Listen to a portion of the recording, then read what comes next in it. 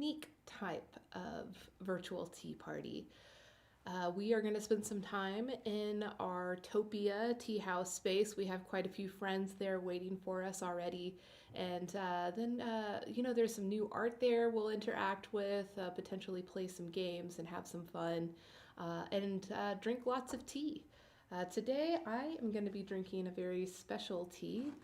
This is a black tea from Hawaii, grown in Hawaii.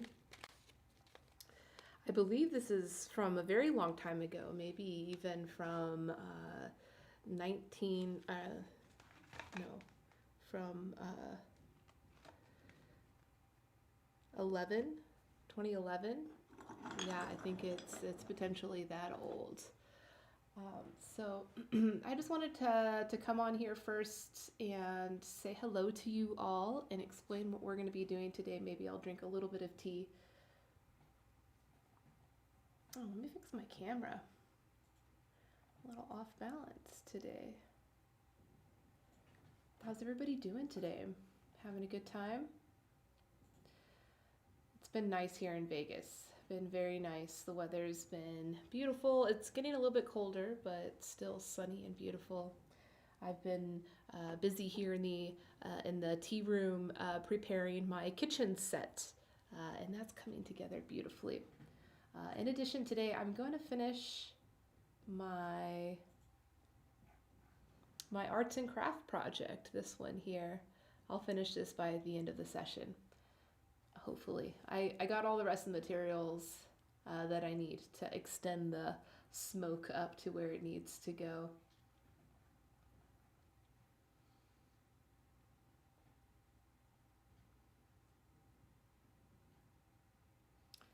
Lovely music coming from the tea house. Sam's done a great job of updating all the art in the tea house, making it a lot more warm and comfortable. We'll have a lot of fun today.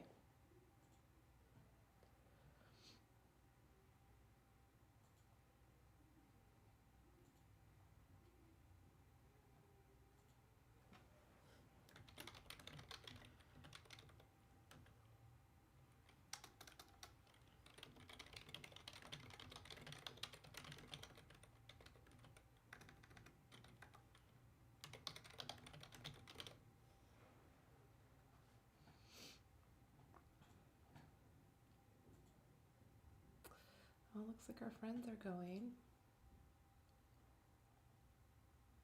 All right, I'm gonna head into the tea house. Oh, maybe let me make some tea first before I head into the tea house.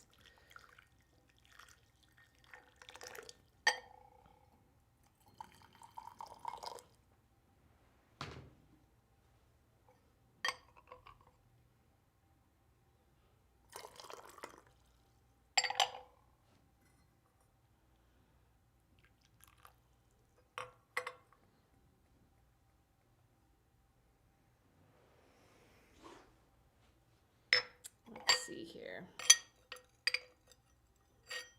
That doesn't want to fit there. Black tea. I have no idea which farm this is even from. I believe it might be from the Onamea garden.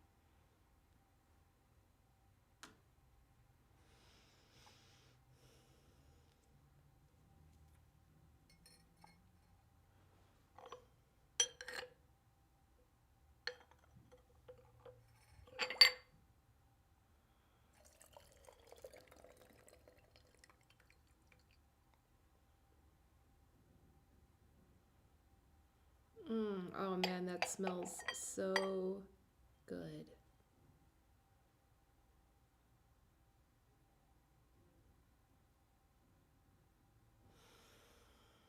Beautiful smell. It's like chocolate. I have a feeling this is the Onamea. I don't know if this is their kokoki tea, which is their roasted black tea. That one's a very good tea. This may just be their standard black tea.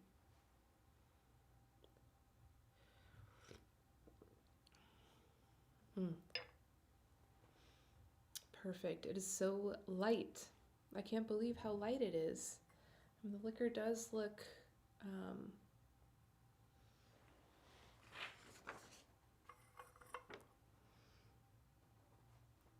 it looks light actually. For a black tea, this is very light. I did brew it very light.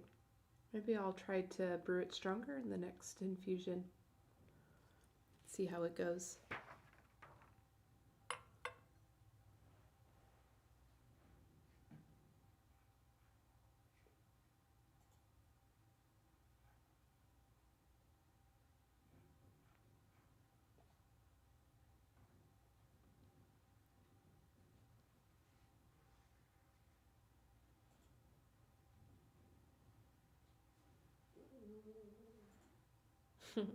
Bitcoin.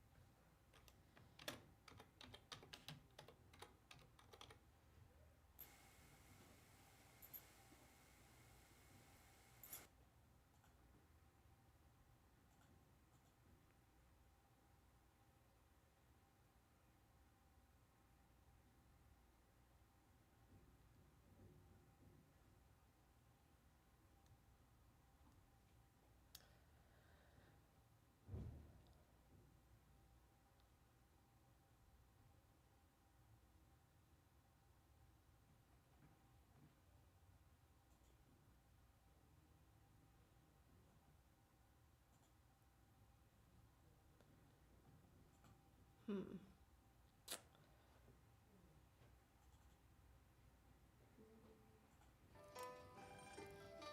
All right, now that you guys can hear the music, but I can't hear it.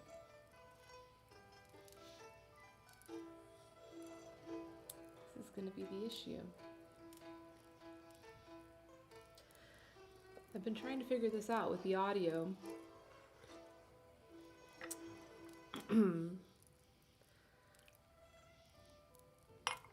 They make it hard for iMac.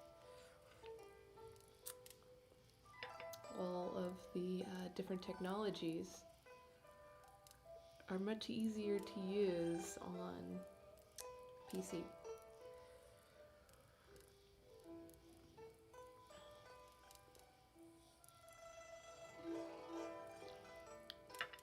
Let's see. Well, I'll have to buy one. That's what I gotta do. I've got to buy a multi-audio output device. So that way I can choose to use two at one time. It has the option here. Oh, it's working. Oh, great.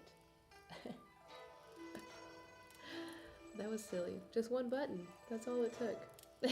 It's working now. Well, okay, that's settled. That was an important thing I thought that I was going to have to work on. Hello, everybody. Happy Tuesday.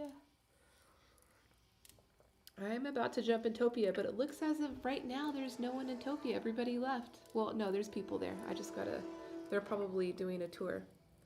Which actually we should probably hop into their tour and check it out. Oh, you're here. Kayla. All right, Kayla, I'm gonna head over there then. I see the arrows, so I'll head over. I just wanted to make some tea first and say hello to everybody before I head in. But I'll go there now. And I figured out my audio, so Cool. Well, hey, don't have the Twitch audio playing. You should turn the Twitch audio off, mute that one. Now that I'm going into Utopia, you'll create one of those sound echo things if you do that. So go ahead and mute my Twitch or turn it off, whatever you want to do. And I'll head into Utopia now. Thanks, Kayla.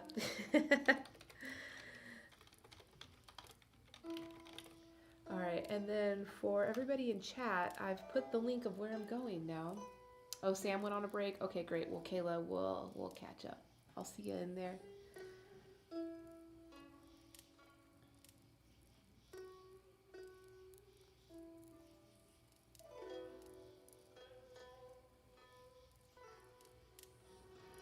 All right, here we are. So when you come to this link, you're just going to have to give access to your webcam and your mic, because when you come into the tea house, your video will be set up here. So you see my video. I'm a very friendly dinosaur today, Barbasaurus. Let's go make some friends. So Sam did an incredible job of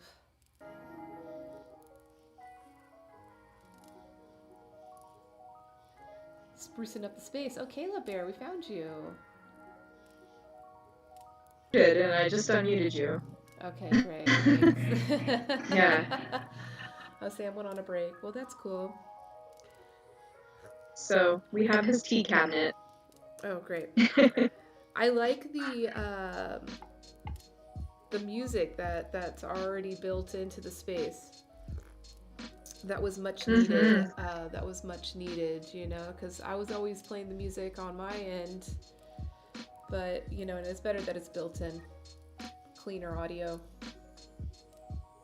Oh, is that Sam sitting on top of the table? Oh, he's in the middle of the table. I see. So this is like a little like U-shaped table. I told him it looked like a blackjack table to me. And he said, if you put $25 on this table, I'm putting it in my pocket. And giving you tea.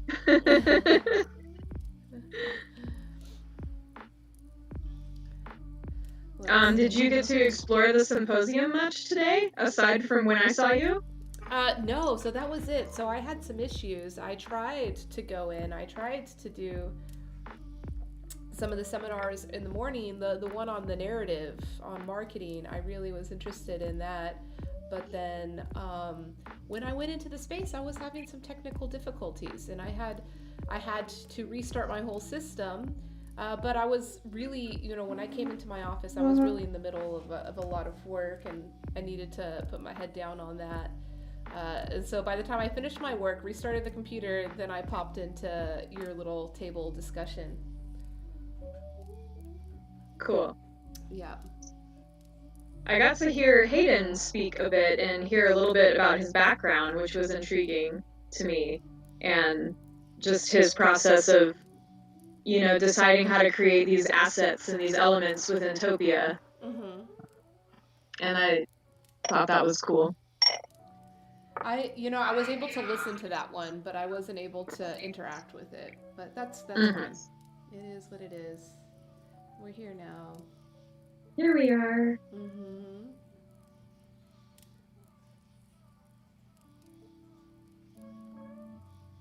Are people watching on the platforms? Yeah, people are watching. Say hello if you're watching, or lurk away. Your choice. Hi, guys. I just popped over onto Twitch to like watch myself wave. Oh, cool. And I'm like flipped. The image is flipped. It's like a mirror. Were you at Burning Man when they had the real mirrors or whatever, where they're put at a 90-degree angle so that when you look at yourself in this mirror, it shows you like how other people see you? Oh, no. Nope. That's kind of what just happened when I went to Twitch. Oh, interesting. Oh, that's weird. I know that happens on like Snapchat.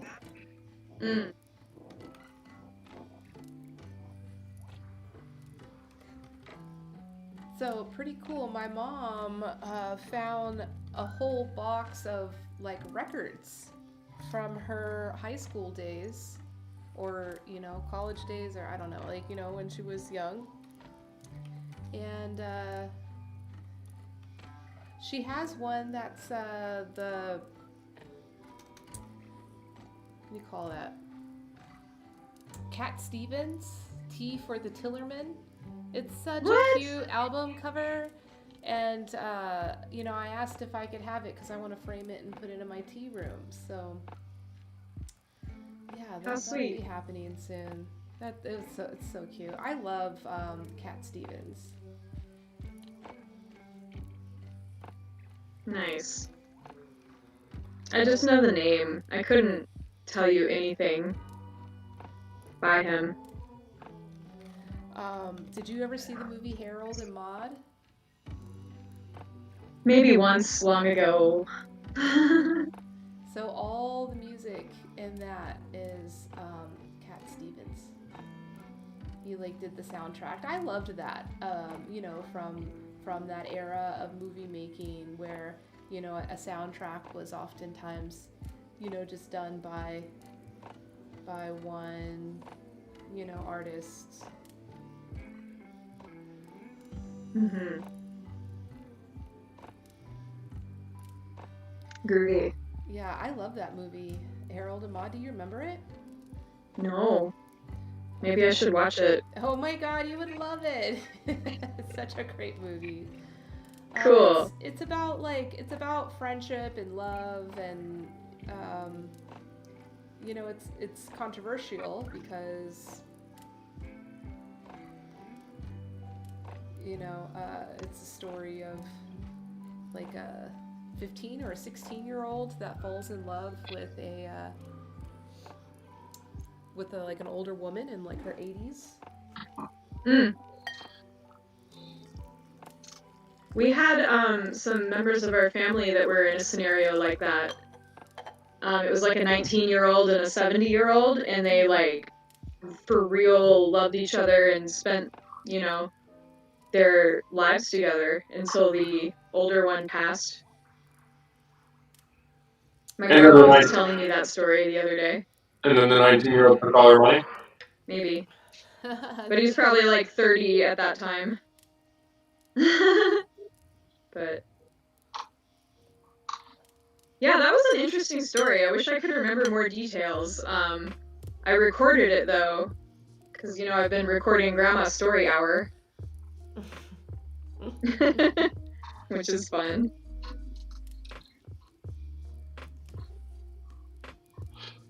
Yeah, but those are valuable recordings. Yeah. My cousins were kind of like pressuring us to come visit Grandma, and we were like expressing our concern, and I ended up recording a message of Grandma talking about why she felt concerned, and then sending that to my cousins just to be like, hey, like, we're not holding her hostage, It's like, it's not just us, like, you guys are traveling on multiple airplanes and going to visit lots of people, and even just without a pandemic, it would be overwhelming to have 6 people here at the house, Yep. Yeah, so. Hey guys, But, I have to go answer my door. I'm gonna be right back. So you just won't hear me talk. I'm just letting you know. I'm not gonna respond to things. I'll let you know when I'm back. Okay, thank you.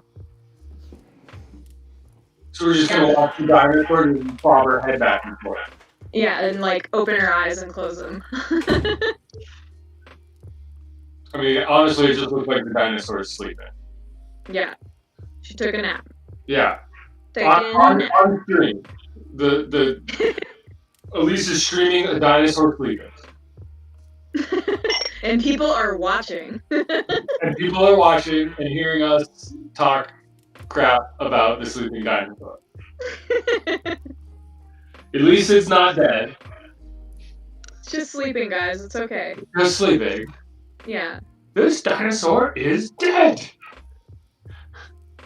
It's not dead. It's just the tail's not wagging anymore.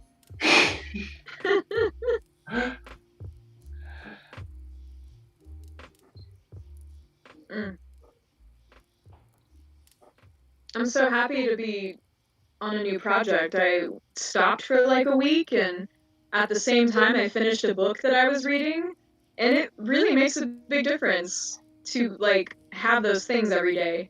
Yeah. So, yeah, glad to pick it back up. I have plenty of things. Yeah, what's your sadhana, your practice, your things that you do?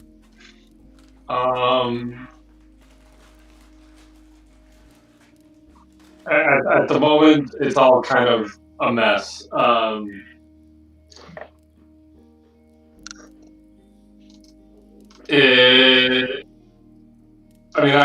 write my morning pages and drink tea every morning.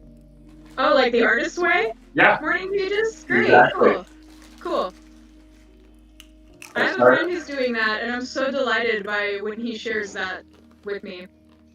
Yeah, I started that like 3 years ago, and it's been really, really, really helpful.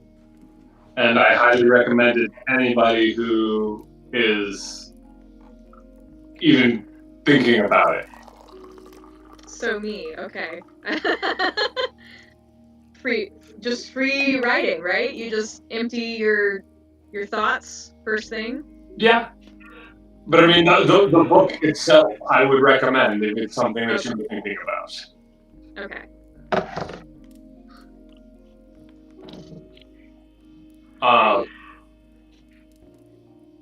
But yeah, it has been really helpful in making many changes in my life. Good to hear.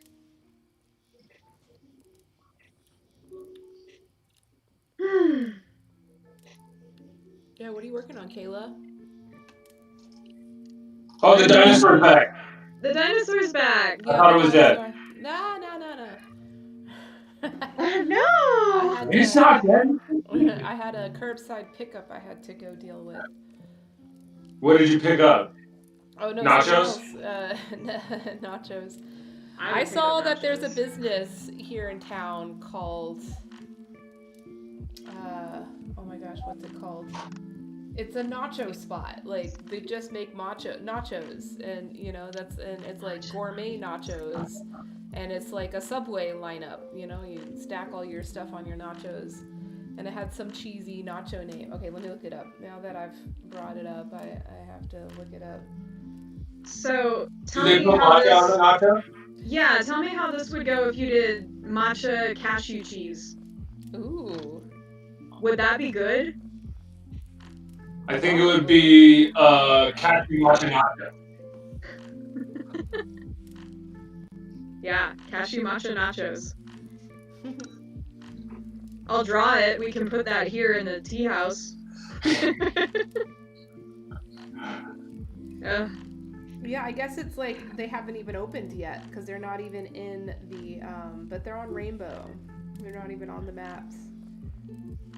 Like, what is this spot? It's a nacho spot, but you know, everybody's trying something different now, you know, to stand out and be resilient during this time. And, you know, they're all turning into like hot dogs and stuff, you know, because that stuff is like high margin, easy to sell.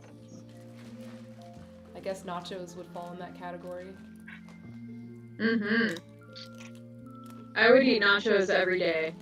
Really? Or burritos, yeah. Tacos, not tacos? I love the snack ability of the nachos, like the picking up with the thing that you're eating. A lot of times I'll just make a bowl of like, I don't know, whatever veggies I have, and then put salsa in there and eat that with chips. I like to eat my utensils, I think is what it is. Yeah, the utensil is just a vehicle. It's just a vehicle for getting the food into your mouth. Yeah, yeah. And tacos are great, don't get me wrong, but it doesn't give me that like snackability sensation that I love. Wait, you can't just pound a dozen tacos? It's like, I would rather eat a big bowl using chips. But yeah, I could eat a dozen tacos, no problem. especially the smaller ones with the like soft shell, like the street tacos. Real taco? Yeah, real tacos. I don't know. I had tacos in Wyoming that changed my life, and I've never gone back. That's the taco made with quesadillas, as the shell. Ever since I had that, and leave it to Taco John's chain in Wyoming to teach Life me changing. the blessing. Did you write a Yelp review? Life changing tacos. Yep, something like that. That might not be a good review coming from a dinosaur. Oh, that's funny. All right. Yeah, at least I'm just using all my scrap yarn and putting it together. And I had a pattern for some harem pants. You just make like 2 big granny squares and put them together, but I don't know if that's what this will be or not. I once had some harem pants for about... Oh, Sam bought me those! Oh my god! Yes! Yeah, Sam bought us... Sam, I wore those one time and they shredded up. I don't know if Hannah's lasted for hers, but I tried. I really enjoyed that one day wearing them, but that was fun. I think Hannah still has them. Oh, wow. Yeah, mine did not last. Mine were like, yeah, you don't belong in harem pants. Hannah, do you still have the harem pants that I got for you and Elise in China? Nope. They split like a couple months after, like maybe the 5th time I wore them. I got it one time. It took me one time and gone. But Yeah, I enjoyed them that one time. I mean, I think they were like 3 pair for $1.50. The seam like disintegrated to the point where I couldn't repair it. And like I'm good at patching holes. That was fun though. That was a fun memory. That night was great. Yeah, the night. I still have the shirt. The afternoon was not so great. No, the afternoon was not so great. The afternoon was amazing and helped make up for it. But I still have the skirt that I got. The blue one. Nice. And didn't you get like a really beautiful like batik, like the tie-dye, like a sarong or something? Yeah, we use it for a tea tablecloth. Nice. And then I got a puffball like cover up. It's like tie-dyed for like a cover up. That's awesome too. Yeah. Oh, look who's coming. Oh, he's rolling in. It's our man. Oh, I love how you roll in with the gooseneck kettle first before you appear. Good credit. Style points. Check out my sexy kettle. Dude, this thing was expensive. It's like $160. Speaking of sexy kettles, you ever seen one of these? Yes. You see how well it's gonna work? It has no lid. Oh, what? No. Oh, shit. Yeah, Bonavita. Oops. It's your post-op Bonavita. I can't fix that. Sorry. That's not good, bro. We'll delete on that humor. Ask Hannah how that happened. Yeah, I put it in an old car when we were on a road trip, and I opened the door and it jumped out. Jumped out. All right. I'm not the one that put it on the tip or the. It's okay. I contacted Bonavita's customer support, and they told me to file a warranty claim. Oh yeah, sweet. I didn't tell them that it fell out of a car. I just said that the gooseneck broke off. Well, that's good that they're respecting that claim. So can you check with your stream viewers and make sure none of them work in the Bonavita customer service department? So that Sam's facing legal repercussions. Yeah, and if you do you get an employee discount? That's the more important question. Buy 6 kettles off you right now. Well, I may have just psyched you guys out because I was sitting here waiting because I'm supposed to have a session with my life coach and he wasn't answering, so I was like, oh, I'm gonna go say hi to the fam, and then he just answered me. So bring your life coach in here and you can have your session on Elise's stream. Yeah, right? Yeah, not quite so much on that one. I would love to bring him in here. That'd be cool. Yeah, that would be cool. You definitely should. He's super cool. So. I moved your lo-fi down-tempo hip-hop over into this room. Right on. I can dig it. So there's music in every room now? There's music in 3 of the 4 rooms. Oh, great. And the 4th room is just is the one in the southeast in the forest, and it's just like cricket sounds and like nighttime in the forest sounds. Perfect. And then all of like the big art monuments have videos linked to them. Dope. So definitely worth exploring. You guys are going to be hanging out in here though longer, right? Yeah, in an hour we're going to go into the product hunt world and do like a panel discussion on interactive virtual experiences. How do you get there? Click on the golden kitty. Okay. Oh yeah, the long load time deal thing we were talking about. Yeah. Hi, Joe. Yo. You have more pie? I just want pie. With that almond milk Ready Whip. I mean, can you tell the difference? Wow. Wait, Ready Whip makes an almond milk version? Evidently. Yeah. It's Ready Whip brand, or is it a different brand? I think so. Wow. I mean, I just held it in my hands. I think that's what I saw. We're just conditioned to think that everything in can. Yeah, or that's like the predominant brand that my brain knows. Yeah. It's like Kleenex, you know? Right. Yeah. Yeah, all tissues are Kleenex. For sure. Just like Uh-huh. all batteries or Energizer or Duracell. My mom bought me this unprompted. Alright, I'm out of here. I may see you guys after a while. Alright, bye, Joe. Be safe.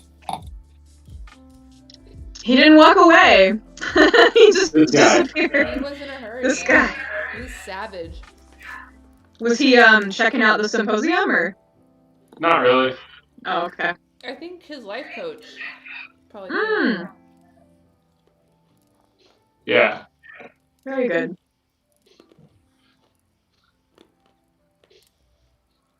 So at least I have not had dating success.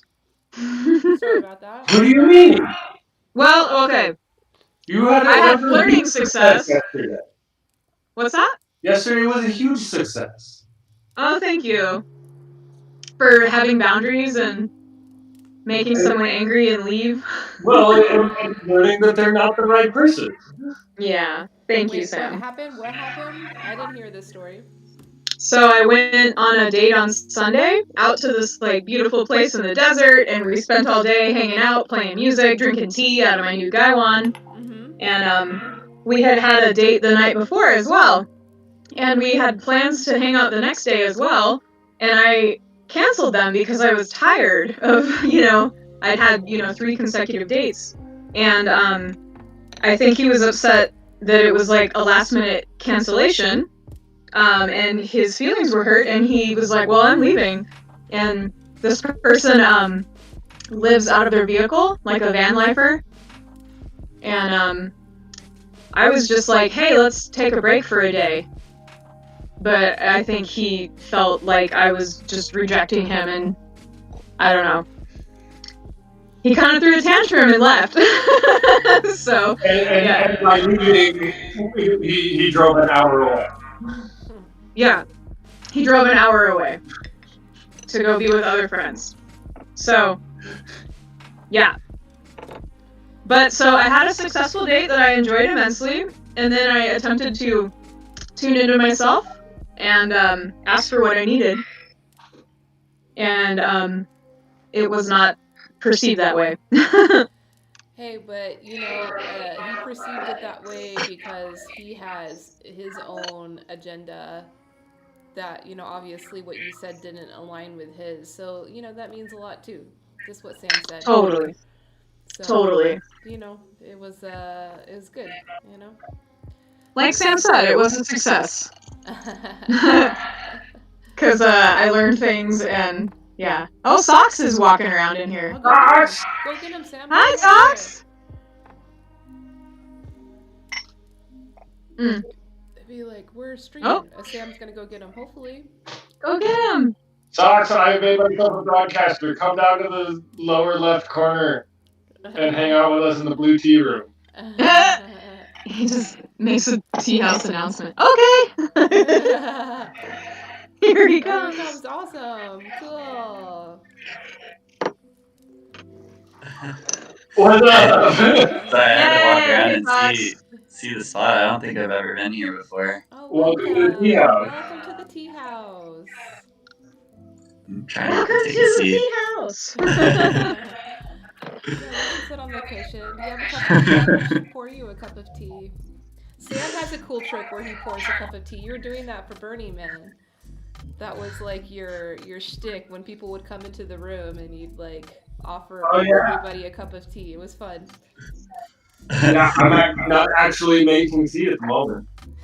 Also, full There's disclosure. some tea for you, Socks. Awesome. Yeah. Full I feel disclosure. like I need to make some. Grab it. Elise, our resident dinosaur, is currently streaming on Twitch, I believe. Yeah. Oh, cool. Yeah, so you're on the internet. Hi, Socks. Hey, guys. Socks is the maker of the sock drawer. Yeah, we had a really cool experience streaming from the sock drawer on Friday night. I had a really fun stream. We got drunk on stream and had dance parties, and at some point we did enter the sock drawer and we met Judy and who else, and they gave us a tour and they told us the whole story, origin story. So to That's awesome. our Twitch community, you're kind of a celebrity, Awesome. Well, I'm glad you guys had a good time. Yeah. It's Nice meeting you guys. It's nice to meet you too, Socks. Oh, we're gonna have some drama here in just a second because Tef is like rolling in, and all three of us are orange, and Tef is not. Oh. Maybe that's why he's not coming in. Oh my god. He hesitated. He had to like center. No, he's planning. He's planning his bully attack. I know that's what he's doing. Yeah. You having a good day in Topia, Socks? Thank you for helping out on the world building panel. That was really awesome. Oh, of course, yeah. Thanks for having me. I've just been kind of checking it out. Like I said, I haven't really checked out very many other Topias. I feel like kind of a jerk, but it's kind of it's like my creative mind space. I don't really want to know what people are up to, so that way I can get more in my own world, get kind of lost in it. But at the same time, I need to get better at supporting everyone else. I've been all over the place. I believe that. I'm kind of in the same boat. Are you when you're building in there? Are you going for basically like recreating like old RPG like Zelda Chrono Trigger status type stuff? I don't know. Recently, I've kind of been on that kick. I think for me, I've been using a lot of Pokemon. I don't know if you guys play Pokemon, but that's where I got a lot of the stuff from. And for me, I like Pokemon. It's one of my favorite games growing up, and it's kind of a big deal to me. And I just think, having that space be something that's a little bit familiar kind of helps bring in new people too. Because they're like, oh, I've seen this before, but you're like, wait, this isn't quite how I remember it. And I don't know, but I kind of like switching things up too. So I think eventually, right now, I don't know, I have a lot of crazy directions I want to go with this, but I was thinking I wanted to start in like 2D kind of pixel world, and then maybe as it gets bigger, right now it's like a small town, and I'm trying to like give people that are there all the time like little houses and stuff, and once it starts getting bigger, I want to start like putting a freeway right through the middle of it, and like the factories like that are polluting the water, and like and eventually like start upgrading the space that way, like it starts becoming more high definition and like things start changing a lot. So I don't know. That's clever. But yeah, right now I've just been I've been all about trying to make it just feel like one world, and I'm not very good at drawing, so that's kind of my way of doing it, is just kind of stealing other stuff and putting it together. Yeah, I can't draw for shit. That's why I enlisted my brother-in-law to draw all this stuff, and then I use Topia's stuff for the other half. Yeah, I think it looks cool. Thank you. Yeah, no, it's very. So you drew this tea house too that we're in right now. Yeah, so all like the color stuff was drawn by my brother-in-law. Oh wow, that's really cool. So yeah, he comes in once a week or so and draws, and then gives us new stuff. And like, we were hanging out in here last night. He's like, "Great, here are the tables." That's awesome. It's cool that you can like get other people inspired too. Have just all these different artists like coming together and putting things together. It's pretty cool. That's the idea. What's up, Tef? How you doing? I'm doing good. You're pretty close to orange. You're pretty close to Yeah. orange, Tef. Good job. Yeah. So like, I walked in, I was like, "You're all orange." I was just sitting and staring at you. I was like, "Should I restart? Like, reload the screen a couple of times or what?" And then I got like this reddish thing in third try, and I was like, "Okay, I'll accept this one for now." We talked about it and knew it was happening. Yeah. We saw you almost so close that you saw us, and it was like, "Oh, he's not orange, and we are." So Socks, Tef is a friend from Twitch, and Tef lives in Denmark. So Oh, awesome.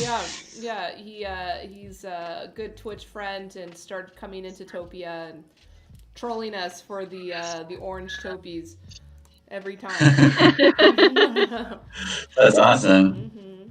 Yeah, it's so cool. You can bring people all over the world that have like common interests. That's what I really like about this. Mm-hmm. Mm-hmm. Where are you, Socks? I'm in San Francisco. Cool. Another US human. I'm in Arizona. Okay. I'm in Vegas. Oh, nice. Yeah, I was actually just living there not that long ago. Oh, Wow. yeah. Where were you living, or what were you doing here? I was living kind of close to the Palm, so Sweet. like maybe 10 minutes from the Strip. Nice. But yeah, it was my cool. tea It was a house fun is near little the time. Palms. I'm in Chinatown. I'm near Palms. I have a tea warehouse, so I'm a tea importer. I run like a technology company, B2B marketplace between tea farmers and tea business buyers. So I do big scale supply chain, international logistics of very high quality tea. What? That's awesome. Yeah, so I have like a Chinese style tea house, and I throw big events here when I can, but now it's all virtual. No way. Yeah. Yeah, now I feel like I really missed out. It was only like a couple blocks from Chinatown. Yeah, Chinatown's the shit. This is like the best food, the best culture. Yeah, I love being here in Chinatown. You're by that mannequin shop too. I need to take a weekend off. Yeah, I need to go back. Were you working here, or were you a part of any communities, any art communities, or anything like that?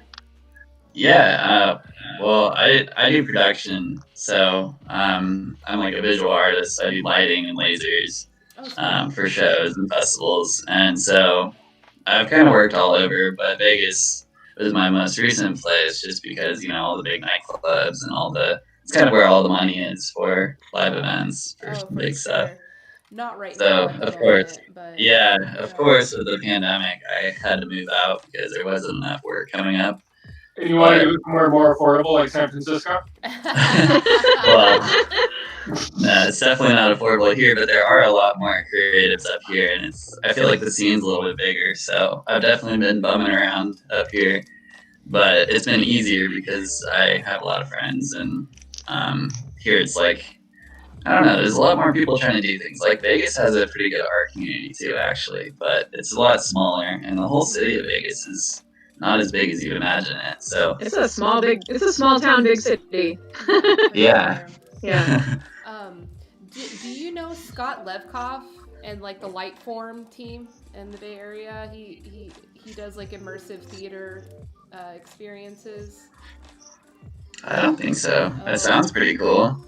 I just moved here recently, so I don't have a huge network really here. But yeah, I'm definitely down to meet. I'm trying to invite him for the 4 o'clock session, you know, because he does a lot of virtual stuff. He's with a company called Lightform. Have you heard of, like, it's projection mapping software?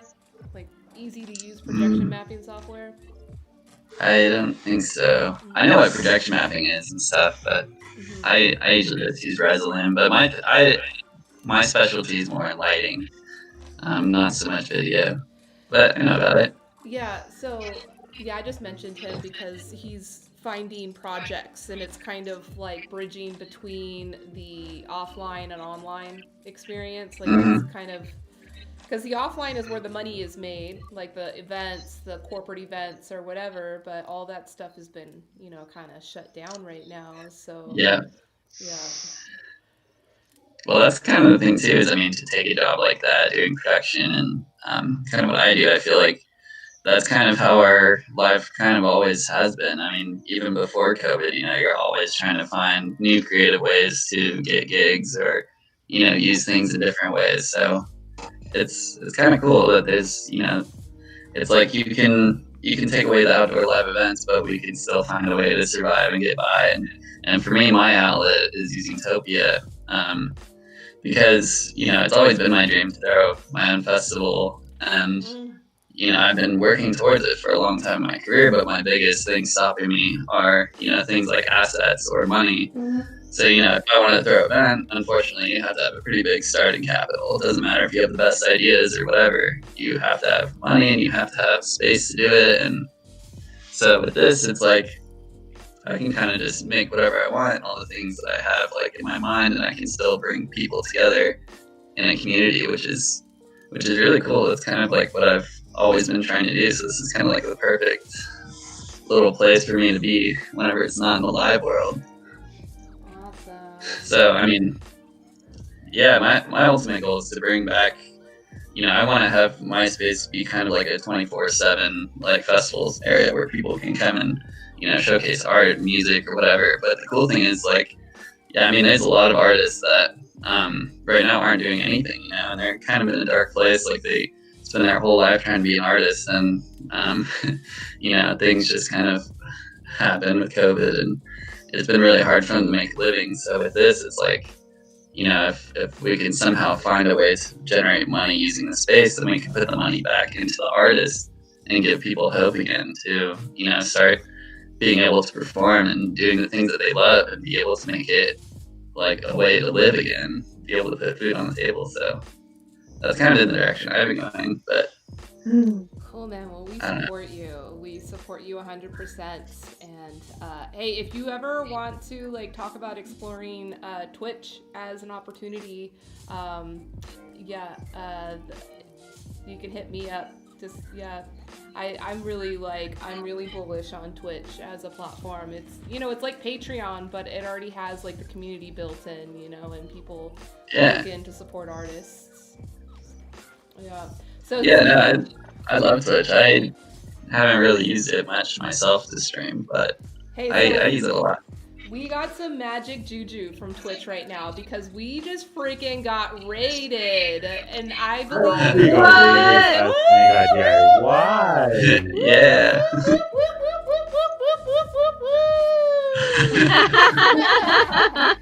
That looks horrifying. Full vulnerability, guys. This is my very first time. I'm a virgin, no longer a virgin. I've been raided. Thank you so much, Snake Eye. That sounds creepy, but you know, we're here. And you know what? This is meta as fuck because Tef is here in the stream with us, and then he's also raiding. Tef, were you part of the raid? Is that no? That's because Snake Eye DIY is like sub to my channel, and that's why he have the orange hearts. And then I was just like, I've just been in your chat lurking all the time. Oh yeah. And then I just dropping hearts too, because like that's what I do. I drop the orange hearts. That's great. I'll But drop you a I think heart it's, too, I because I'm feel also in really Twitch. honored. Like I feel honored that Snake Idea why he use the orange heart as to use when he's raiding. I think that is all. I feel honored by doing that. He does that. And now I just have a little fear that he is jumping to tire free and is gonna use my face to raid people. So he's coming into the raid and be like, here is Tiff's face. Enjoy this smugness.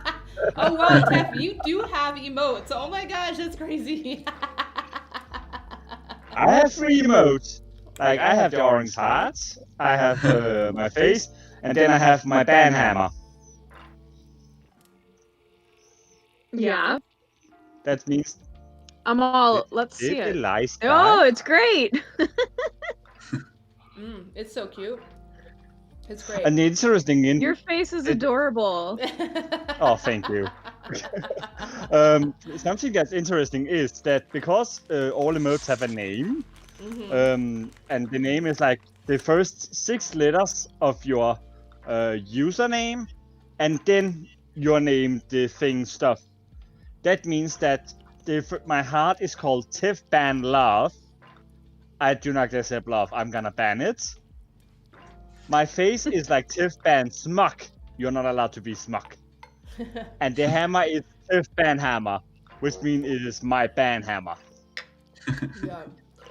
So yeah, I like it. If you go to our Twitch chat, all of these are there to see and view. But it's great. Yeah, Socks. I mean, I think that like there could be a cool opportunity like with all of the different like characters and like little memes. Like your sock drawer is basically like a sock drawer full of memes. And like all of that could easily translate well to Twitch, I think, and That would be cool. The money system is built in, through the subscriptions. The community supports you financially. Oh yeah. Because that's how they get access. And you can even add an donation button too. Just saying, worth exploring. I'm on Twitch not to make money, but to build community and introduce, the tea lifestyle and just have fun. But yeah.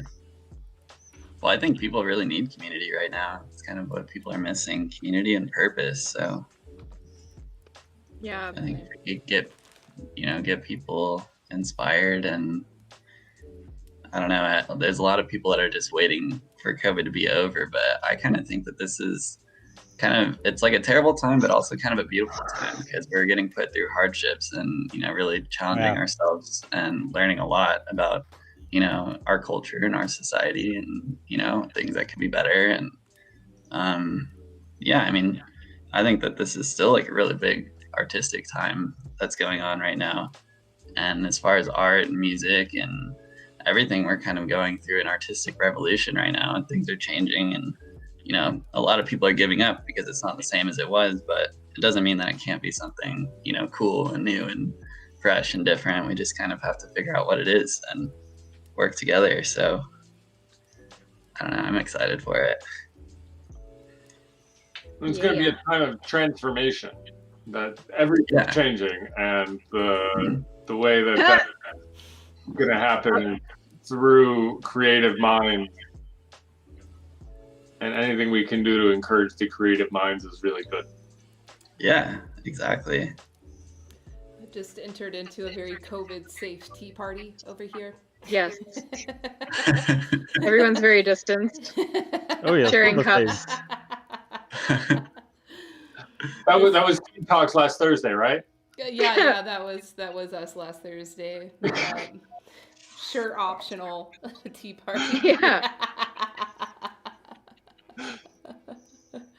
Hey, at least everybody's wearing pants.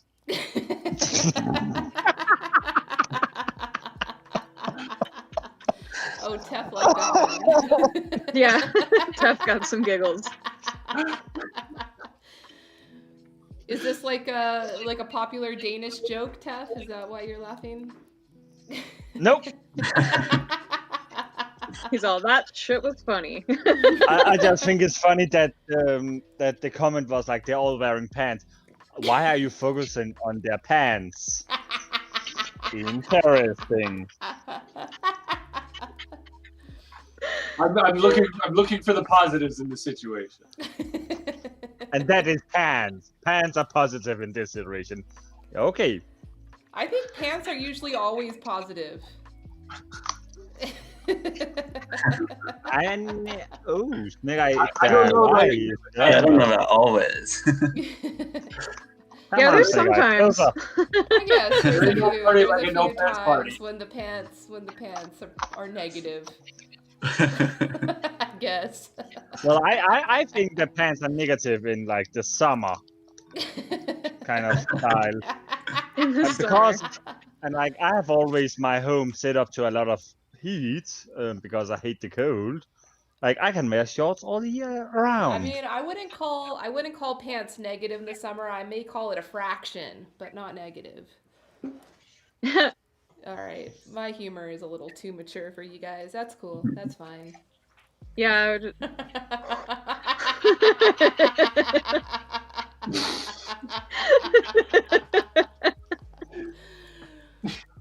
Okay, so what, Tef? You like the pants joke, but you don't like the math joke? What?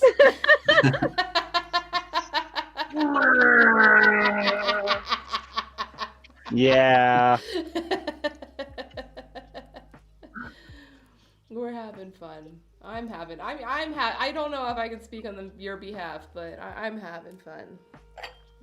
Well, I did not like the joke, but I'm still having fun.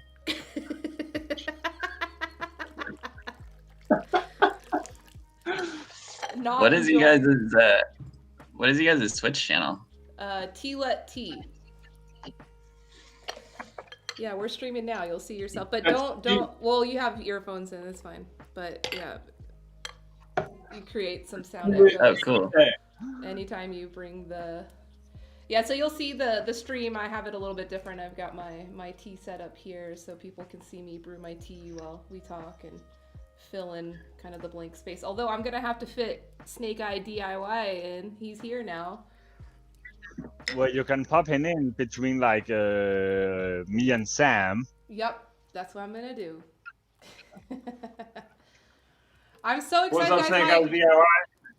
Sam, are you in? Wrong. Sorry, Sam, not you. Snake Eye, are you in your workshop? Yeah, I'm in my garage. Yay! Cool. Are you gonna be making stuff?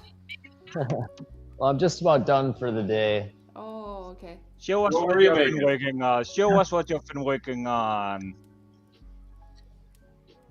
I'm making, well, you can kind of see up in the corner there is a drawing of what I've been making. So I've just been cutting these pieces of plywood for that desk that's kind of in the corner. I can make this bigger.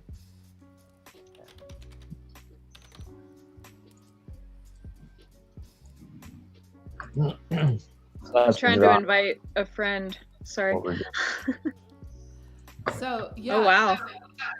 Snake Eye DIY has been making these desks for the past few weeks on his streams. It's been fun. Cool. And Just finished 8. He's Now also I been need to know. fundraising. How's your fundraising going? Are you still doing that? Yeah, so the fundraising campaign ended. So everyone involved raised over $29,000 for Starlight. This is horrible. This is better. He says that's horrible. No, that's because I just no. Sorry, I was basically talking to myself. I just noticed I did not follow Snake Eye DIY. And that explained why I did not know he was online. But now I'm following him, so I can know when he's online. Oh my goodness. That is horrible.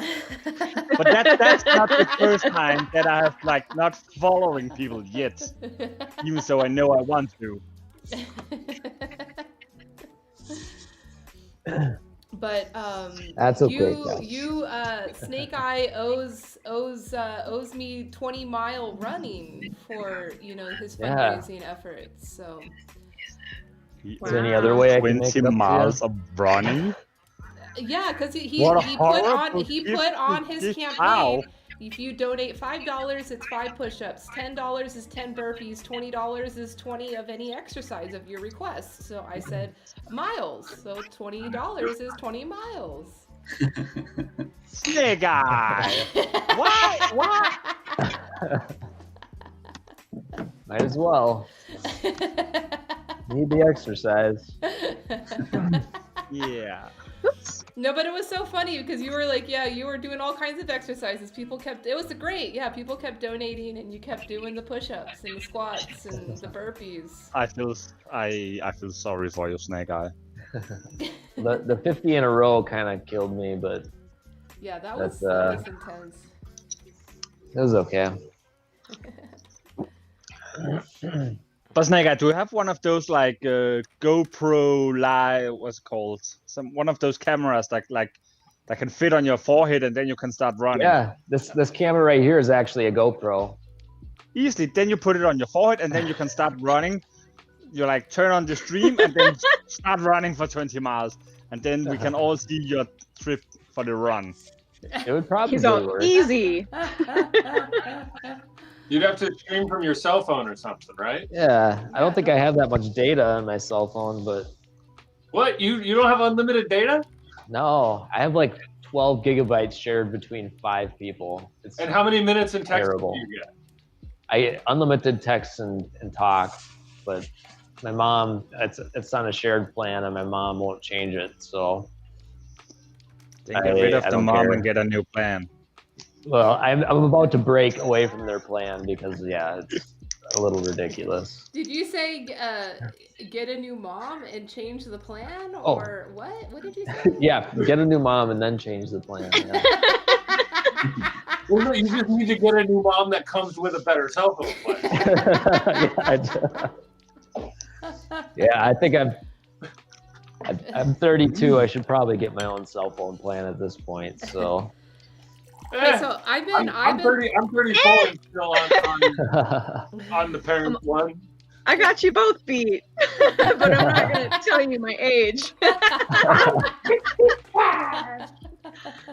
And I got a birthday like this week, so I'm Happy like, birthday. I really should get my own fucking cell phone plan.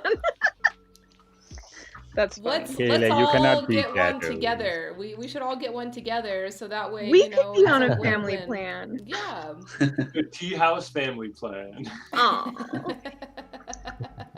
Wow. I've been looking into Google Fi, the Google Fi. Do any of you guys use that? That's what I would switch to if I leave my parents' plan. I don't know about it. Tell me more. Yeah. I mean, it's I can Google it, I guess, but I like your voice better. Aw, thanks. So it's $70 unlimited text data, and they use the T-Mobile and Sprint network, and it works internationally. So I feel like it's almost like the same as T-Mobile, and I've been on T-Mobile for a while. I'm very happy with it. So, but and then they have like the Pixel phones, and they have like subscription programs that come with it. But it's $70 a month for unlimited. I think it goes cheaper if you have multiple lines, but I'm a lone dinosaur, so Right. I hear you. I'm a lonely cat bear. Wait, you mean All on my you don't have more? There's no more dinosaur friends? I'm looking You lost all your for friends? I'm looking for the perfect dinosaur to settle down with, but just haven't found the right one. Well, as far as I can see, Lise, you have a lot of dinosaurs in your background with pants on. You can try as one of those. It does kind of look like a little orgy there. Little tea house orgy. Well, we were talking about COVID, so I thought I'd make it more appropriate. Well, do you want to hear about COVID in Denmark? Yeah. What about the minks? No, the minks are like old story already. Oh. That was last week. Yeah, basically. Like there's still someone who's like yapping about it, but like not a lot. No, like we have just got new restrictions in Denmark from tomorrow at 4, so like in 16 hours from now. That means that all restaurants and bars and discotheques and such like things are forced to close. We can still do takeout, but we are forced to close up. Huh. So does that mean all that we're gonna see you streaming a lot more, Tef? Yeah and no. I'll explain that in a moment. But like all cultural events inside are also closed. Bigger concerts, like bigger outdoors cultural events are also closed. If you're taking the public trains, you actually need to like have a space to be in the train. And all school kids from the age of like 10 and up are forced to be at home schools. So like we are in the what is called category. That will be category. If the categories are in 5 categories, then we are in category 3 right now. For lockdown. Wow. Yeah. And the thing about me streaming more and less, Elias, like tomorrow is my last day on my internship. So yes, that will mean I will have more days I can stream on. But because we are hitting Christmas vacations in a moment too, when I have been streaming on Sunday, then I will not be streaming for at least 14 days. Because I will not be at home to be able to stream. I see. Oh no, Kayla left us. Oh, did he? Okay. Kayla, come back! She always love comes you. in and out. Come back! Magic. There Yeah, she we is. have her. Bye. Now she's green. Yes. Less orange for her. I'm green. Okay. Elise, are you guys going on lockdown again? No, yeah. So the governor did his little talk on Saturday and or Sunday afternoon, and basically just said no. So he gave in. He gave in to the pressure for business to stay open. So Vegas is like 100% open. Wow. Our restaurants and actually like all public buildings are supposed to be at 25% capacity. But, in these casinos, they're still packing them in. I don't know. I stay away. I'm not spending any time going to the strip. But, dine-in is still all open, but I'm still laying low. I have family coming here. We're going to be against the rules in some contexts, which is kind of interesting. Like what to happen if you have a family of 11 people that want to get together. Yeah. Wild. Yeah, it's wild for sure. So Tef, you said kids under 10 still are going to school? Yeah, kids under 10 are still going to school. And then above have to stay home. Yeah.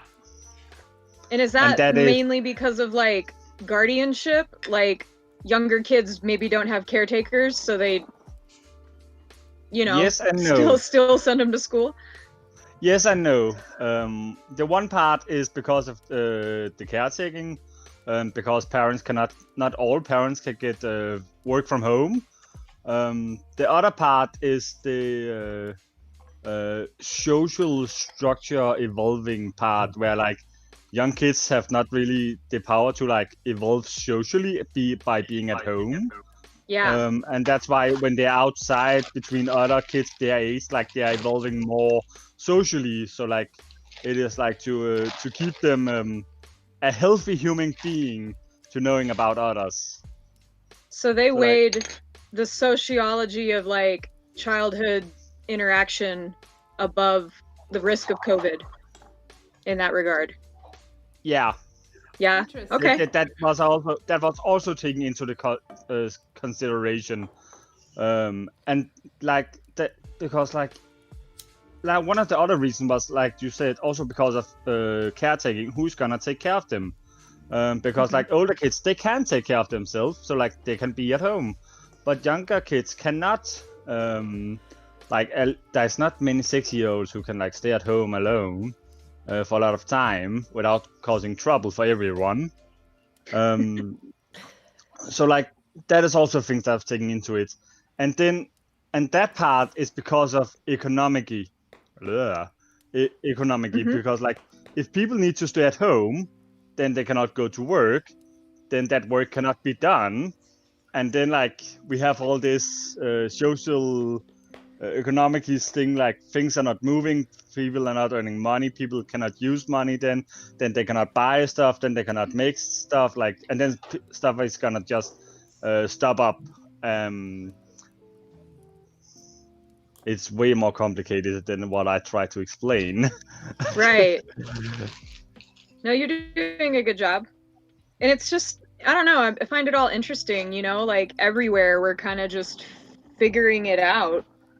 And it differs so greatly from place to place, and like the needs of that area and climate, you know, if it's much colder, all of that, like need to stay indoors, blah, blah, blah. So, yeah. Yeah, that it has a big what the fuck am I trying to say? Hey Tef, tell me about your internship. I wanna know more about that. My internship. Yeah, what is there to say about it? I've been at a cafe for like the last 4 weeks, and like trying to learn how it is to work at a cafe instead of like working at a hotel restaurant. I see. So you were just on an internship basis at that position? Hold on, I need to mute Snake Eye. You was noisy. It's okay, you're noisy, but He's like, all, sorry guys. corrupted Eliza's voice at the same time. Oh, we love you, Snake Eye. The 2020. That's the 2020. Hey, where is the freaking monolith of Topia? Like, why don't oh we my have a monolith? goodness. Why does everybody else get a monolith and Topia doesn't get one? I saw a meme. Sorry, it was at Costco, and it had like monoliths like for sale at Costco, and I laughed. Anyways. Yeah. Well, you know, that's the last meme of 2020 is the monoliths, which is epic. I love it. Oh, I'm sure we got. You think 2020 is over? We still got 2 weeks for a new meme. No Really? meme. Oh yeah. No horrible stuff. A lot of stuff can happen in 2 weeks. Hey, Tef, yeah, we got 14 chances for viral memes. Hey, don't call them viral. We can't call things viral these days. I withdraw. Tef, did you guys get a monolith in Denmark yet? A monolith. Yeah, that's the mere 3-sided, 10-foot erectile from the ground. They've been finding them all over the world. I've not heard about one. Oh. No? You need to make one, Tef. Your country needs you. I need to make one? Yeah. I'm not a damn worker like that. I cannot build stuff like that. I have friends who can build stuff like that, but I cannot. Oh, so there we go. Call your friends up. But they do not want to leave their homes. They're safe. You're supposed to stay inside and not bringing COVID around. Oh my. Hey, so there's like no flu. No one's getting flu this year because we're all washing our hands. Isn't that cool? That's really cool. Assumes it's COVID. Like, and I really hope that when this COVID stuff is over, then people are gonna like keep doing that good work with like cleaning their hands, coughing in the elbows and stuff like that.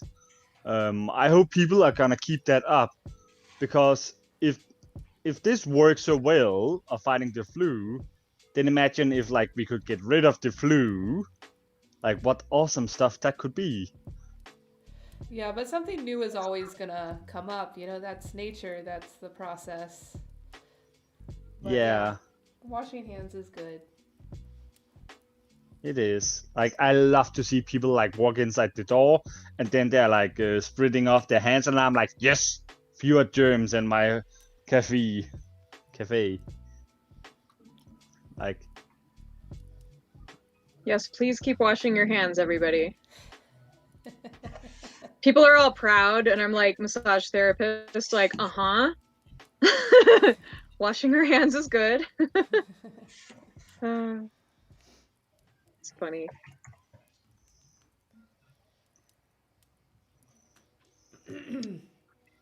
So Sam, are you prepared for our little round table in a few minutes? Yeah, I chatted with Patricia earlier, and I haven't heard a peep from Damien. Oh.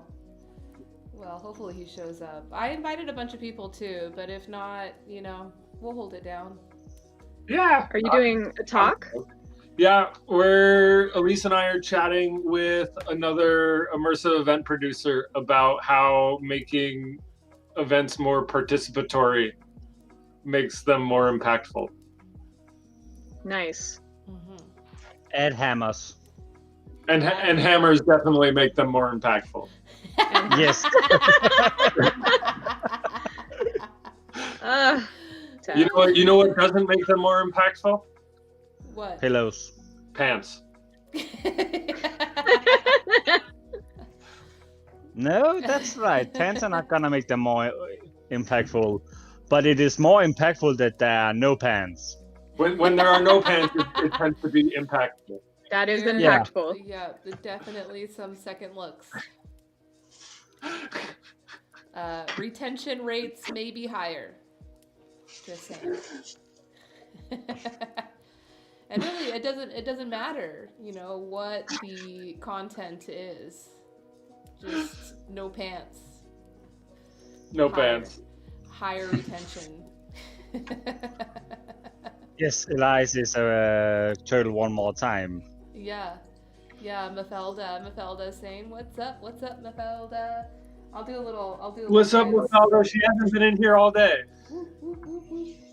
They're probably working, building houses. Whoop, whoop, whoop, whoop. We love our friends in Australia. Whoop, whoop, whoop. If they can build houses, then they can build one of those monoliths.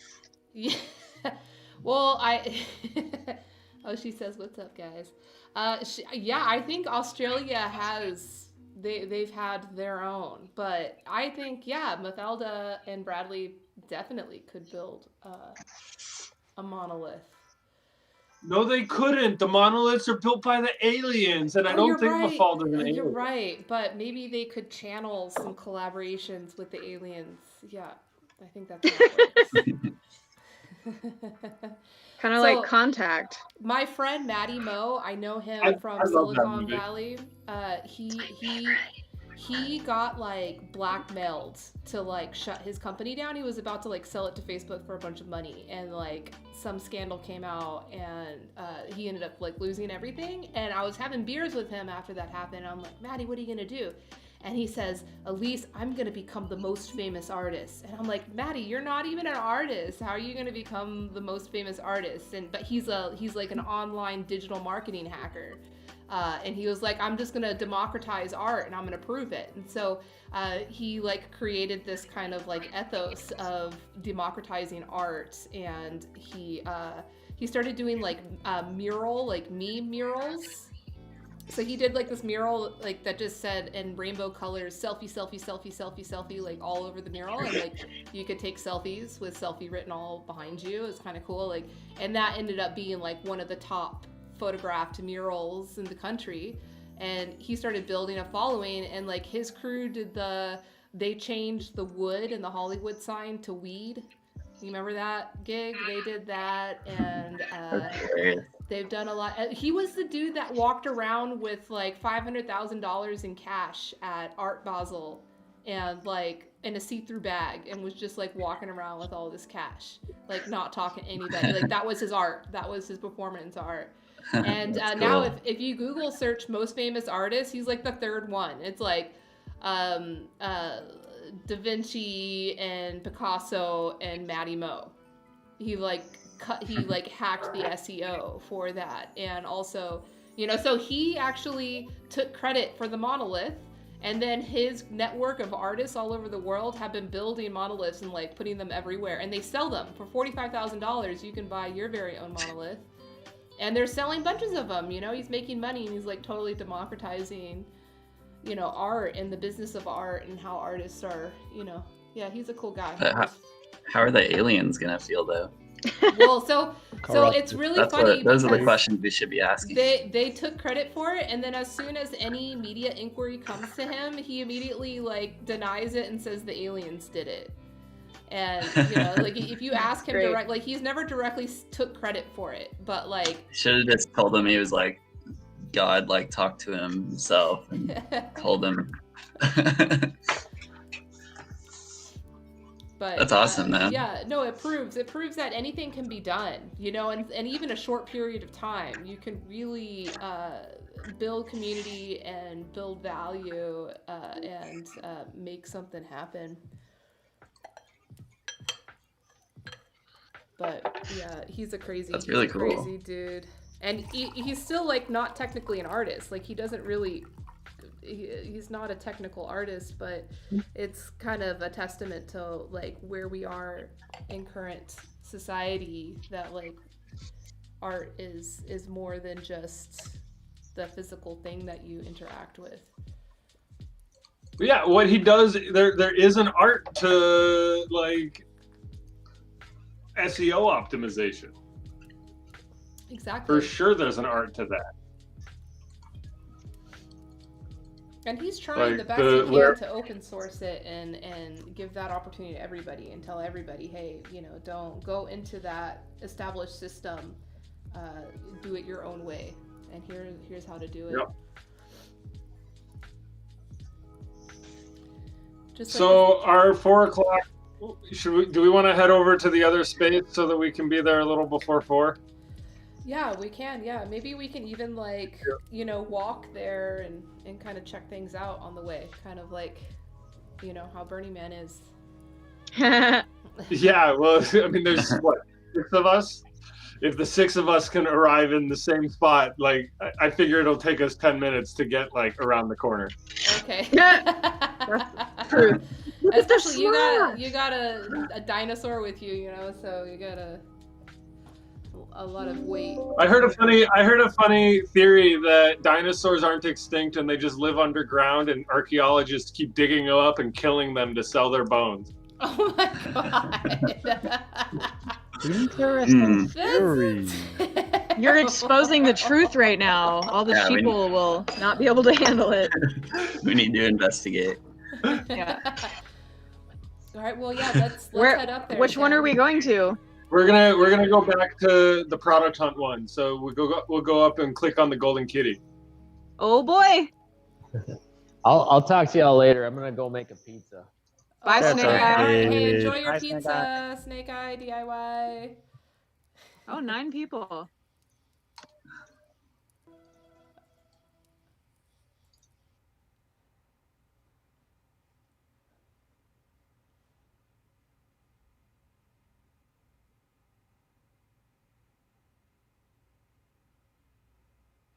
And they do want, but a lot of them, or not a lot, but some of them are just what they're used to, and it's hard to break that cycle, right? It's hard to break that behavior pattern, but we're trying to be very thoughtful about it and provide things that are useful for human connection, and not fall in the trap of building things that are actually anti-human connection. It's challenging. Elise, I think we're the only ones who came out the portal. Yeah. Should we wait for them to come? No, Tef's coming. I see Tef walking over. Oh, there's Tef. Let's go get him. I see Tef. We can go get Tef.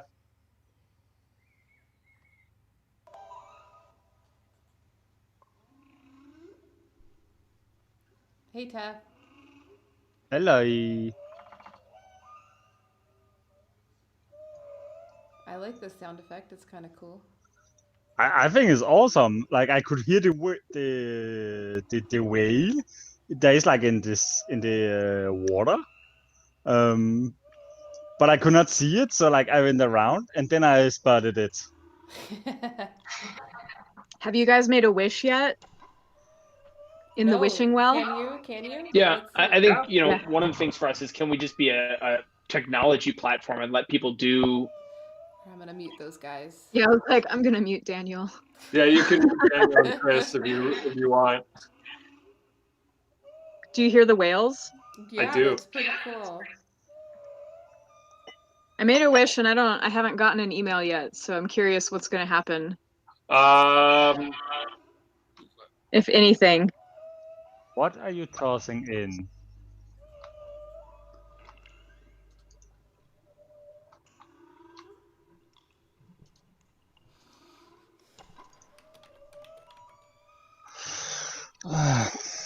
I'm trying to get my programmer friend to come in here. He's like super jazzed and he's like, I want to keep these people on my radar for potential companies I would work for. Mm-hmm.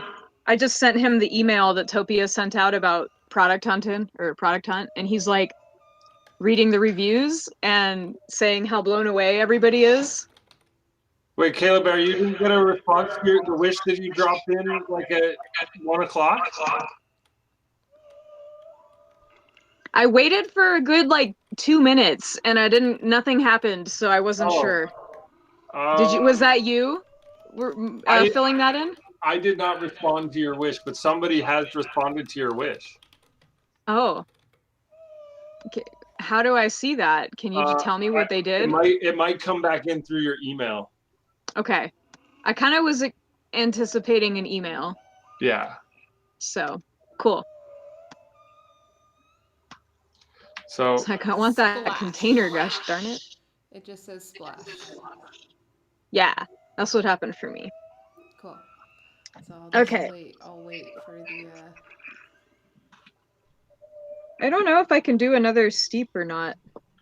What tea are you drinking, Kayla? I don't remember. I'm doing so good.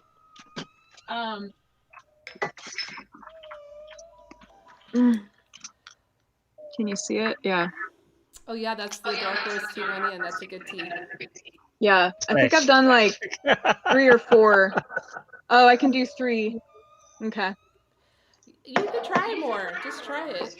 Yeah, I'll just do it. Just do it. So Mafelda wanted to know when the virtual tea house is going to be accessible from the phone. If she comes to the Topia that we're in right now, she could ask the developers herself. I love it. Yeah, but she can't because she's, on her phone. Oh, yeah.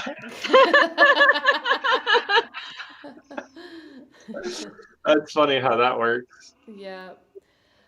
So where is the meeting point for we got to go to the well, we can demo the auto travel function that if you click on worlds and events on the left, you'll see our event, the power of participation, and then if you click go to, your Topi will walk to it automatically. I'm doing it. Here I go. I'm going there. Oh, that's cool. Whoa, we're moving quickly. Oh, Tef, this is perfect. This is what you wanted, huh, Tef?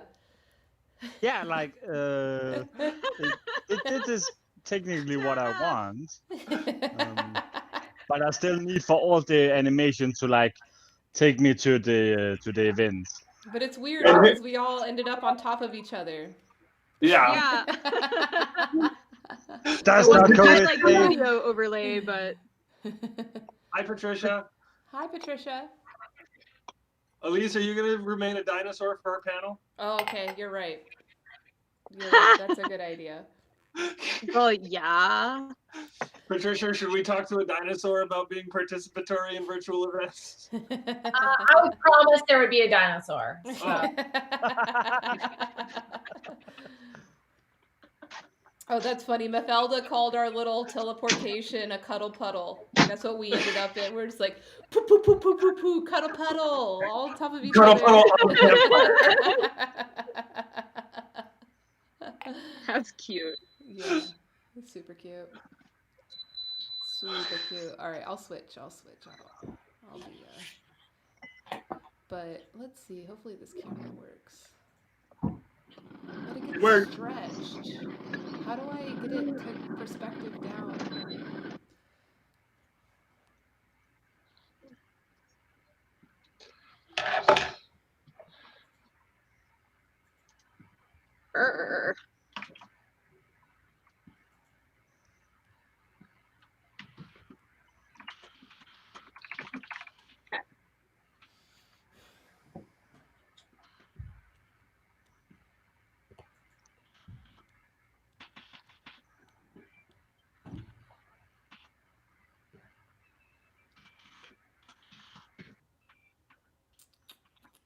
Is my heater loud?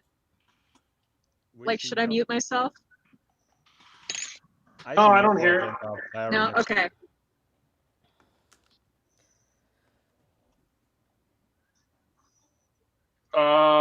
Still no signs of Damien. Do you want me to try to hit him up? It wouldn't be a bad idea. Okay.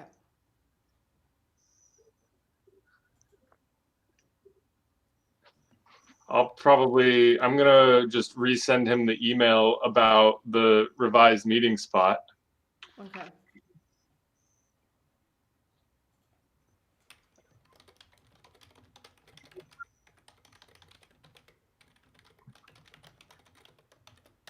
But Daniel's getting super into whatever they're talking about at the moment. He's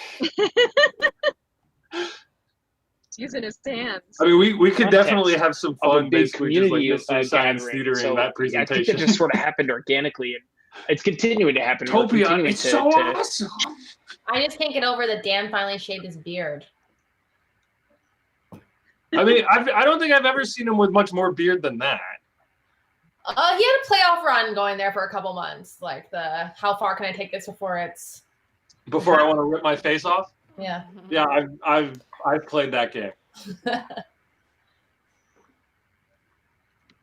It definitely like it gets easier, and then one day it's just like fuck it, and then you shave it, and then it's like, wow, why didn't I do this sooner?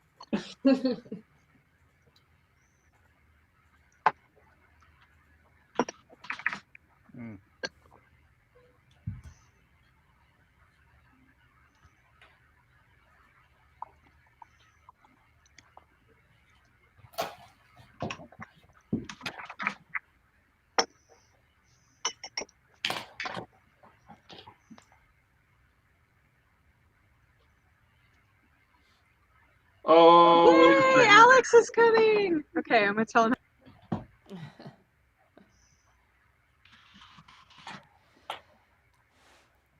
Yeah, I wonder if there's like settings. Sam, do you know if there's settings within Topia of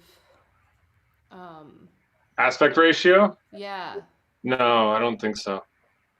So I'd have to change it on my camera itself. I found Damien. Oh, sweet. Damien, what's up, bro?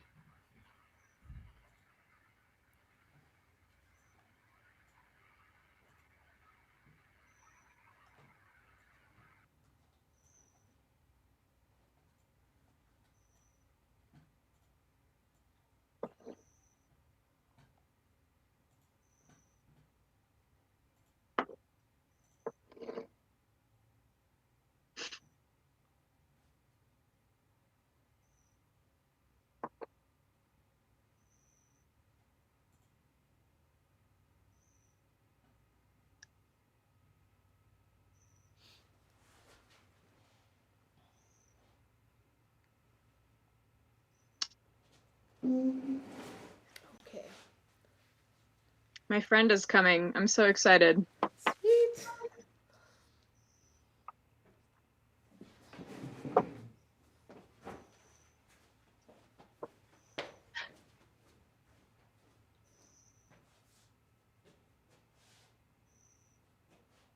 Daniel is very excited.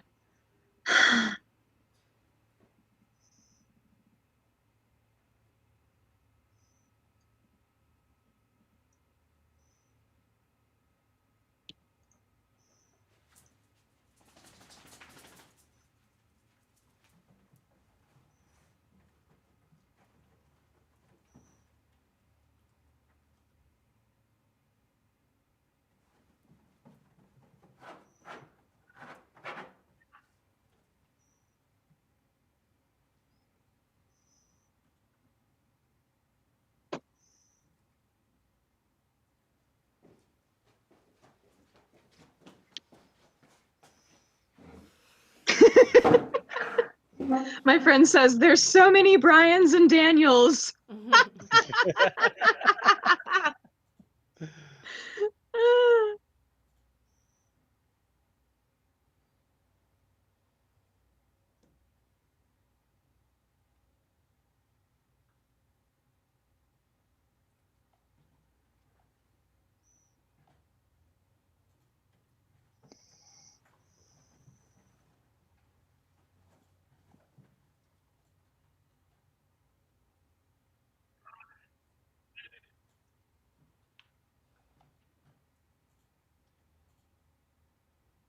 I can't hear anybody else talking. Hi. Samuel. Okay, cool. Just making sure that things are working. Alrighty. I am going to set up. I don't see you, Sam. I hear you. Okay. Yeah, that's because of the 1, 2, 3, 4, 5, 6, 7, 8. With the broadcasters, it might be just like a connection limit thing. Let me just set up broadcasters so that everybody can connect properly. And let me send Brian a message because it looks like Chris and Dan are going over, and I don't want to tell them not to. I don't want to cut them off.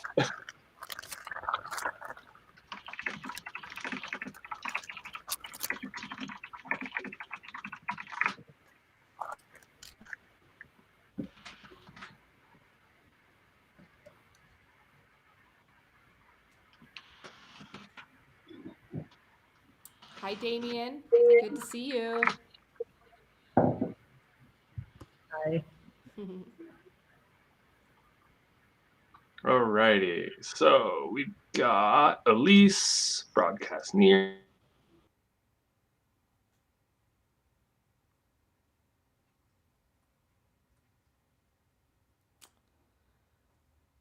Uh-oh, I feel like it's getting buggy. I'll have to wait for everything to load back up.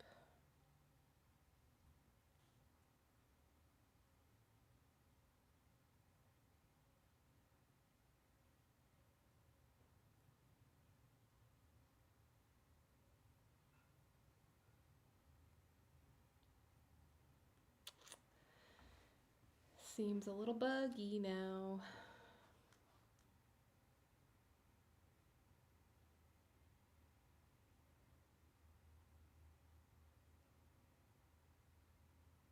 Yeah, Mafelda, we're gonna be on all day. I think we'll be on for at least a few more hours. So like this round table discussion is gonna be happening now, and then we'll probably be hanging out for a little bit longer. So if you get home and are able to connect, or get to a computer and are able to connect, we'd love to see you. All right, I'm just gonna reload this page. I hope that works.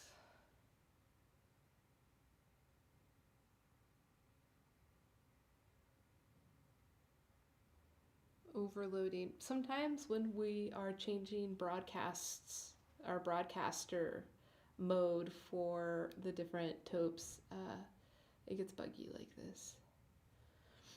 So I'll wait a little bit longer.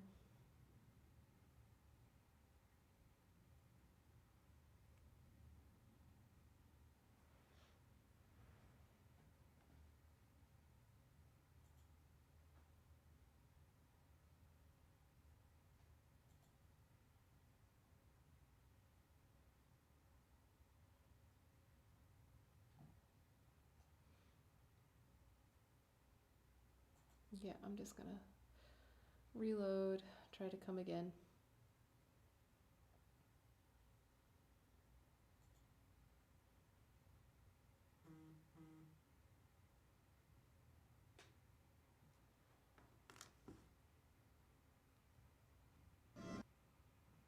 All right, so I heard some music.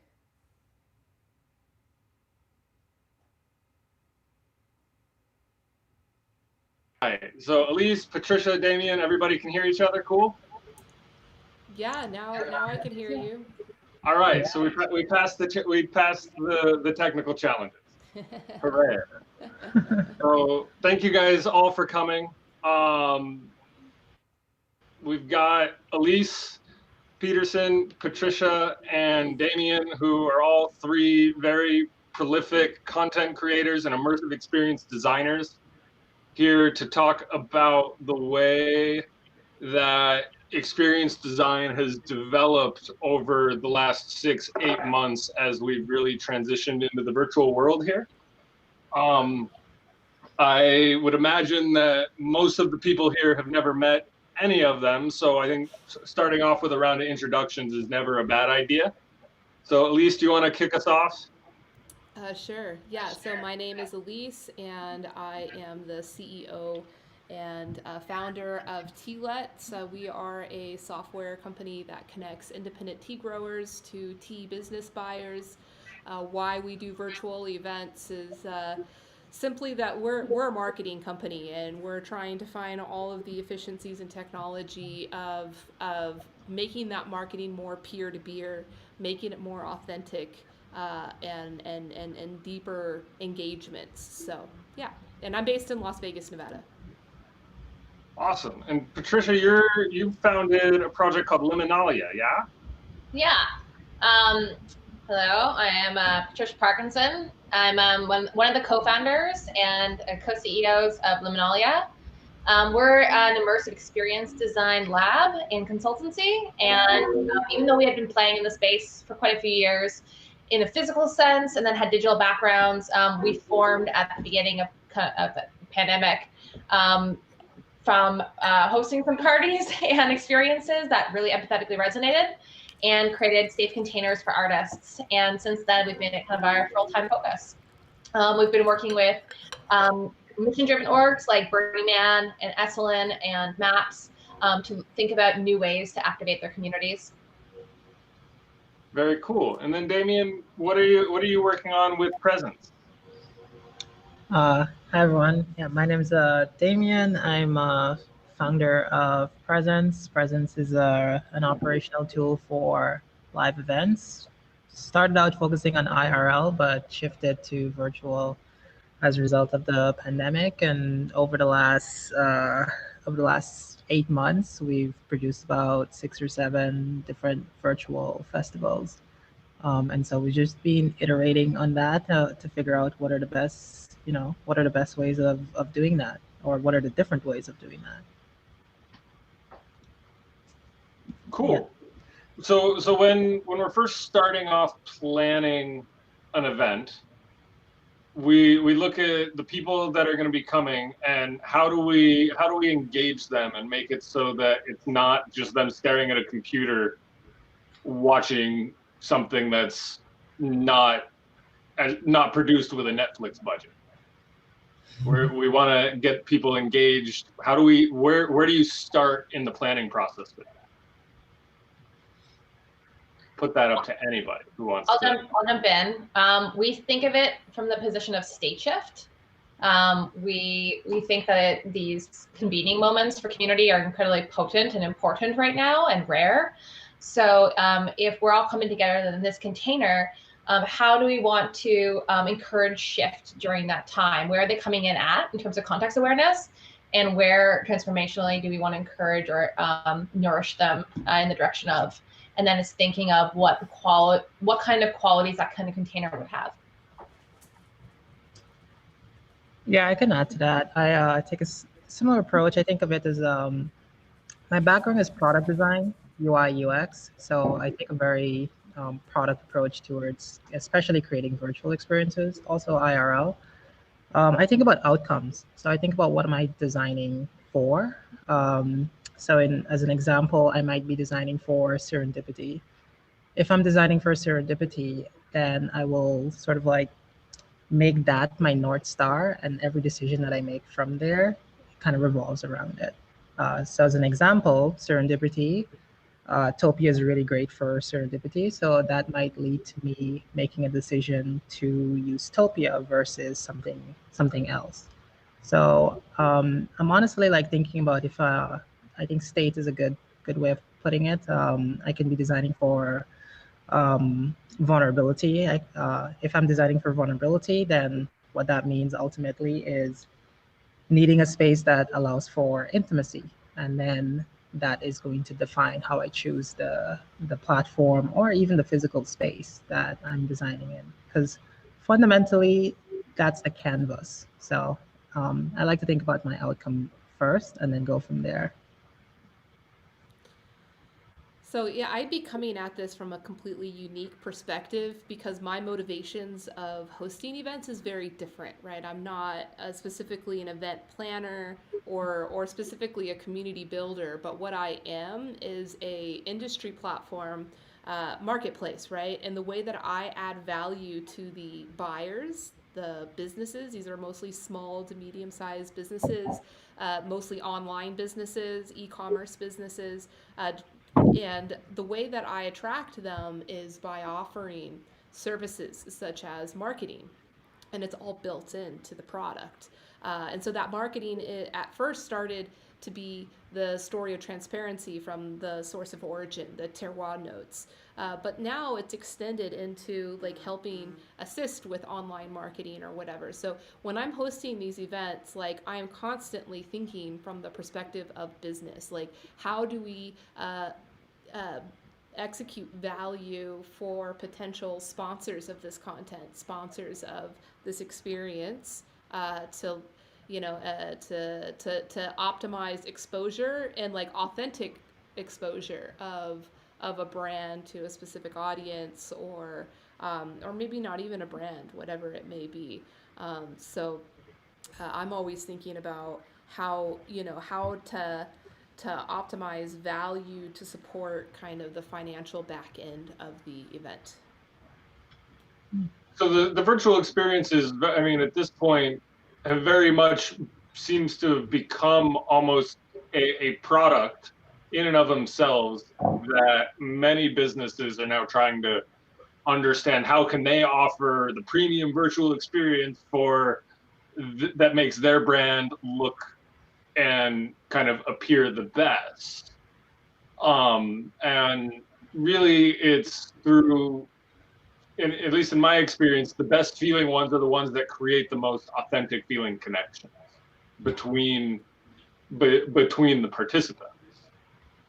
So how do you guys approach balancing what a brand may be looking for versus what is actually going to work in creating those kind of connections that are going to result in what the brand is looking for in results?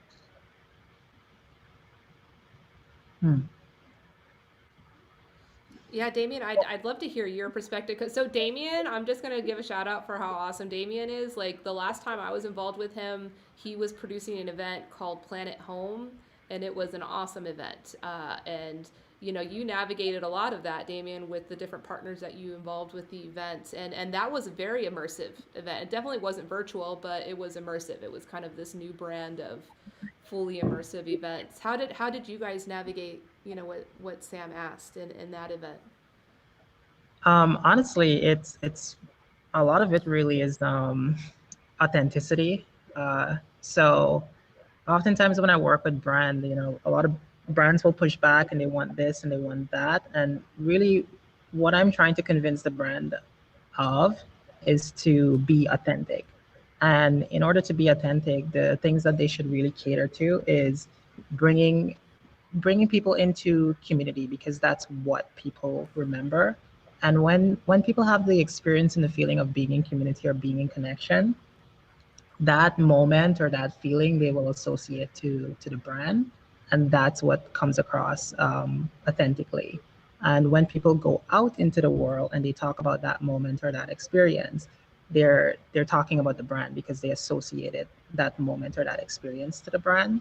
So a lot of like what we did for Planet Home is that we really rooted it in the idea of the mission and the values that we're standing for, and having the brand know that that's going to communicate or come across as like them, you know, as more being an authentic brand as opposed to them trying to like sell their product.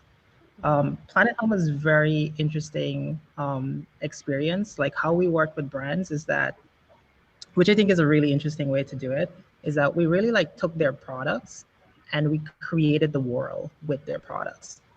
So for example, we had a bike that was a partner and a sponsor, an electric bike, and the world that we created, we created a space where it looked like a bike stand, and we parked the bike up there, and we just made it part of the world, and made that feel more like an immersive experience, as opposed to just like putting it on a showcase. It felt less like a showcase, more like part of the world. And I think like that really added to the authenticity of the brand to say that, hey, we're here to actually create this experience for you, as opposed to saying like we're trying to advertise in the experience to you.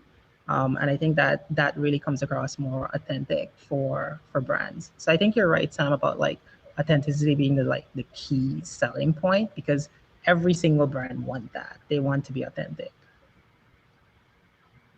Well, I think every single brand wants to appear authentic. and there's this whole there's this like veil of this is what authenticity looks like. Well, and that could be green initiatives, that could be this, that, and the next thing, and really getting the brand's vision aligned with the creative vision seems to me like it would always be a very here's the thing with that. Appearing to be authentic and authentic they're two different things, because appearing to be authentic is not authentic, it's inauthentic.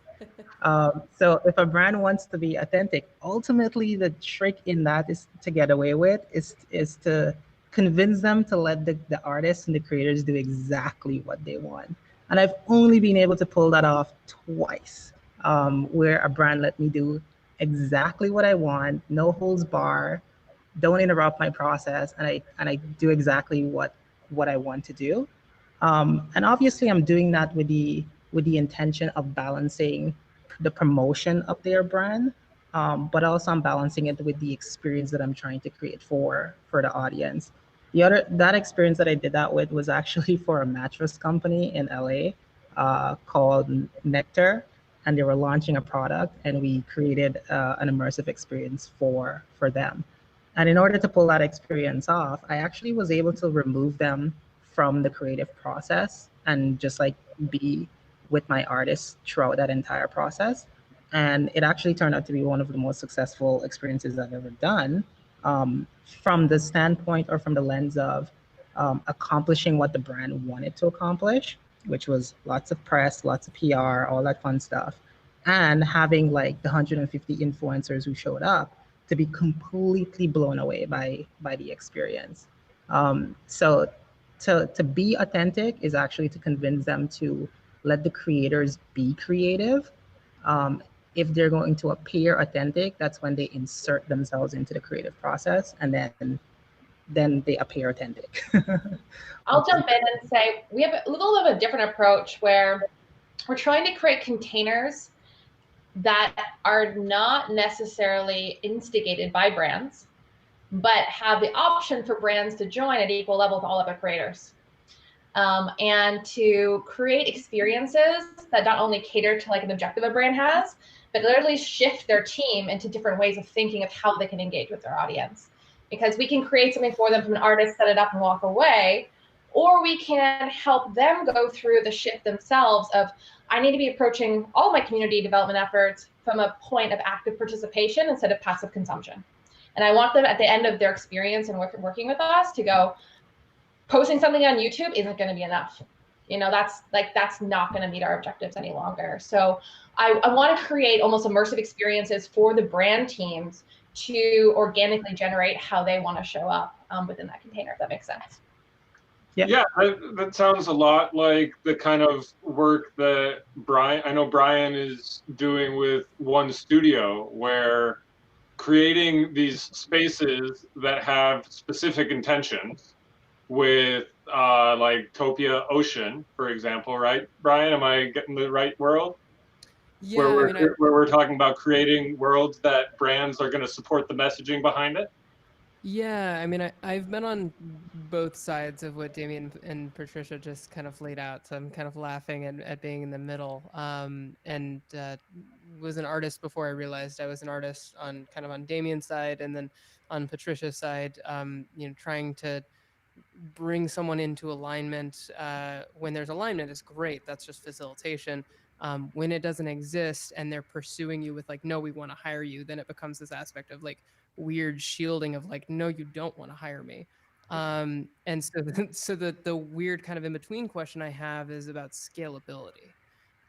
So a lot of my journey in communicating this weird blend between art and agency is how to communicate exactly what you just described, and communicating the process of like it's a contribution to this community and you're showing up to contribute and demonstrate how much you care, and the process itself is artistic, and that's kind of like framed depending on the team that I'm communicating with and how many stakeholders have to get involved. So I'm curious as to your experiences with scaling this and taking past work, creating a case study, handing it to a new client, and having them say yes faster and more exuberantly and trust you more in the process. Yeah, that sounds that resonates because I think with Planet Homes, so that was an event at Palace of Fine Arts with about 10,000 attendees over 3 days, where we took over the entire building, and much of that was really about bringing awareness to the environment and climate change and the climate crisis. And so I think a lot of like how we got brands to show up in an authentic way is more communicating the mission and the outcome the desired outcome we're looking for with the event.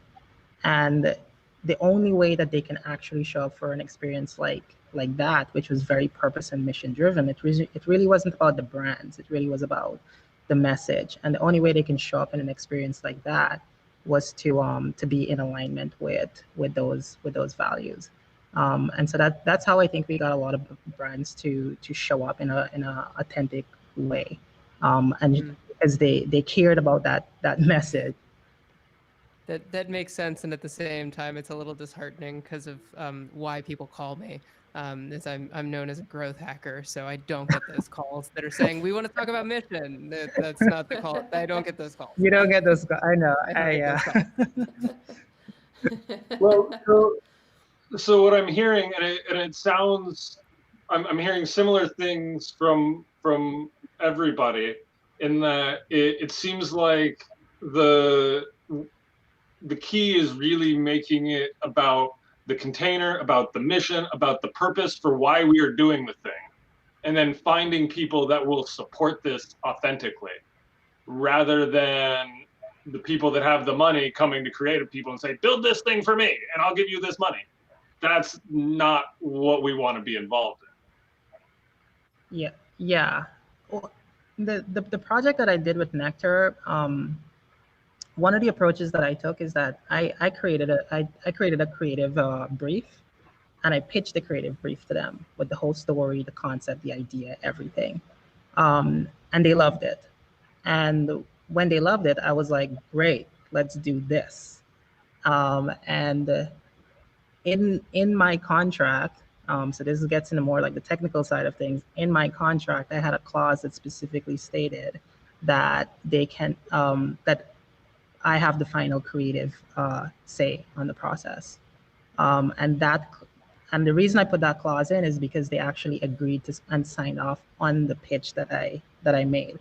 Because the only reason I said yes to working with them was because they aligned with the creative direction and the creative pitch that I made, and so that I think allowed me to be a little bit more in control of the process, and they trusted me a little bit more because of that creative pitch that I did from the inception of the conversation. So that was like another approach that I took. Do you guys have any insight to how we can make it more of a co-creative process? I hear like holding on to this control over the creative process, and it's nice. It makes us as creators feel safe, like we can do the thing that's in our head. But at the same time, it's better when we can create together with with our partners. How do we turn these brands from clients into partners?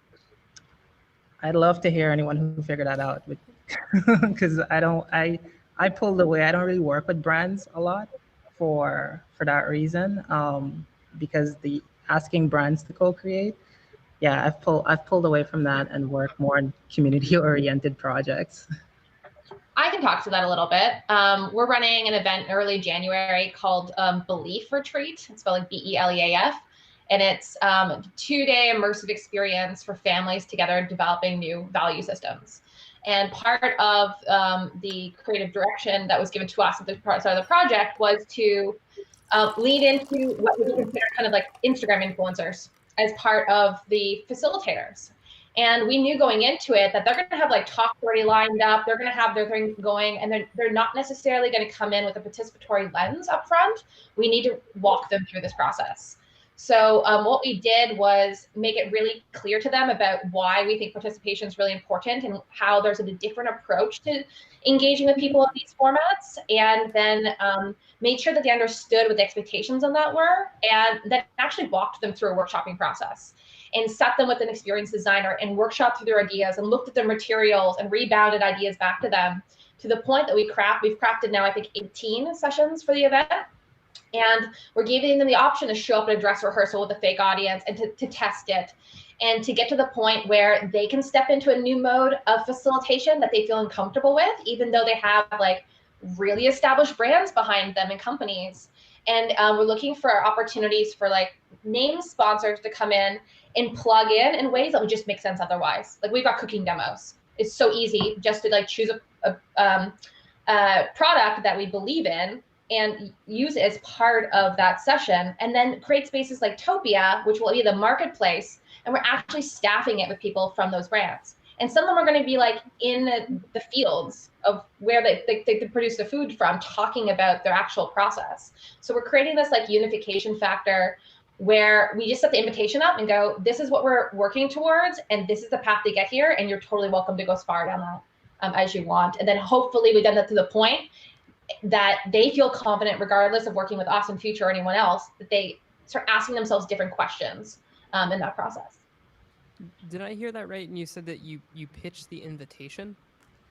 Yeah, it's like, hey, we want to invite you into this process. This is what we need at minimum, but we will go so much further with you if you want to craft something that's more immersive and participatory.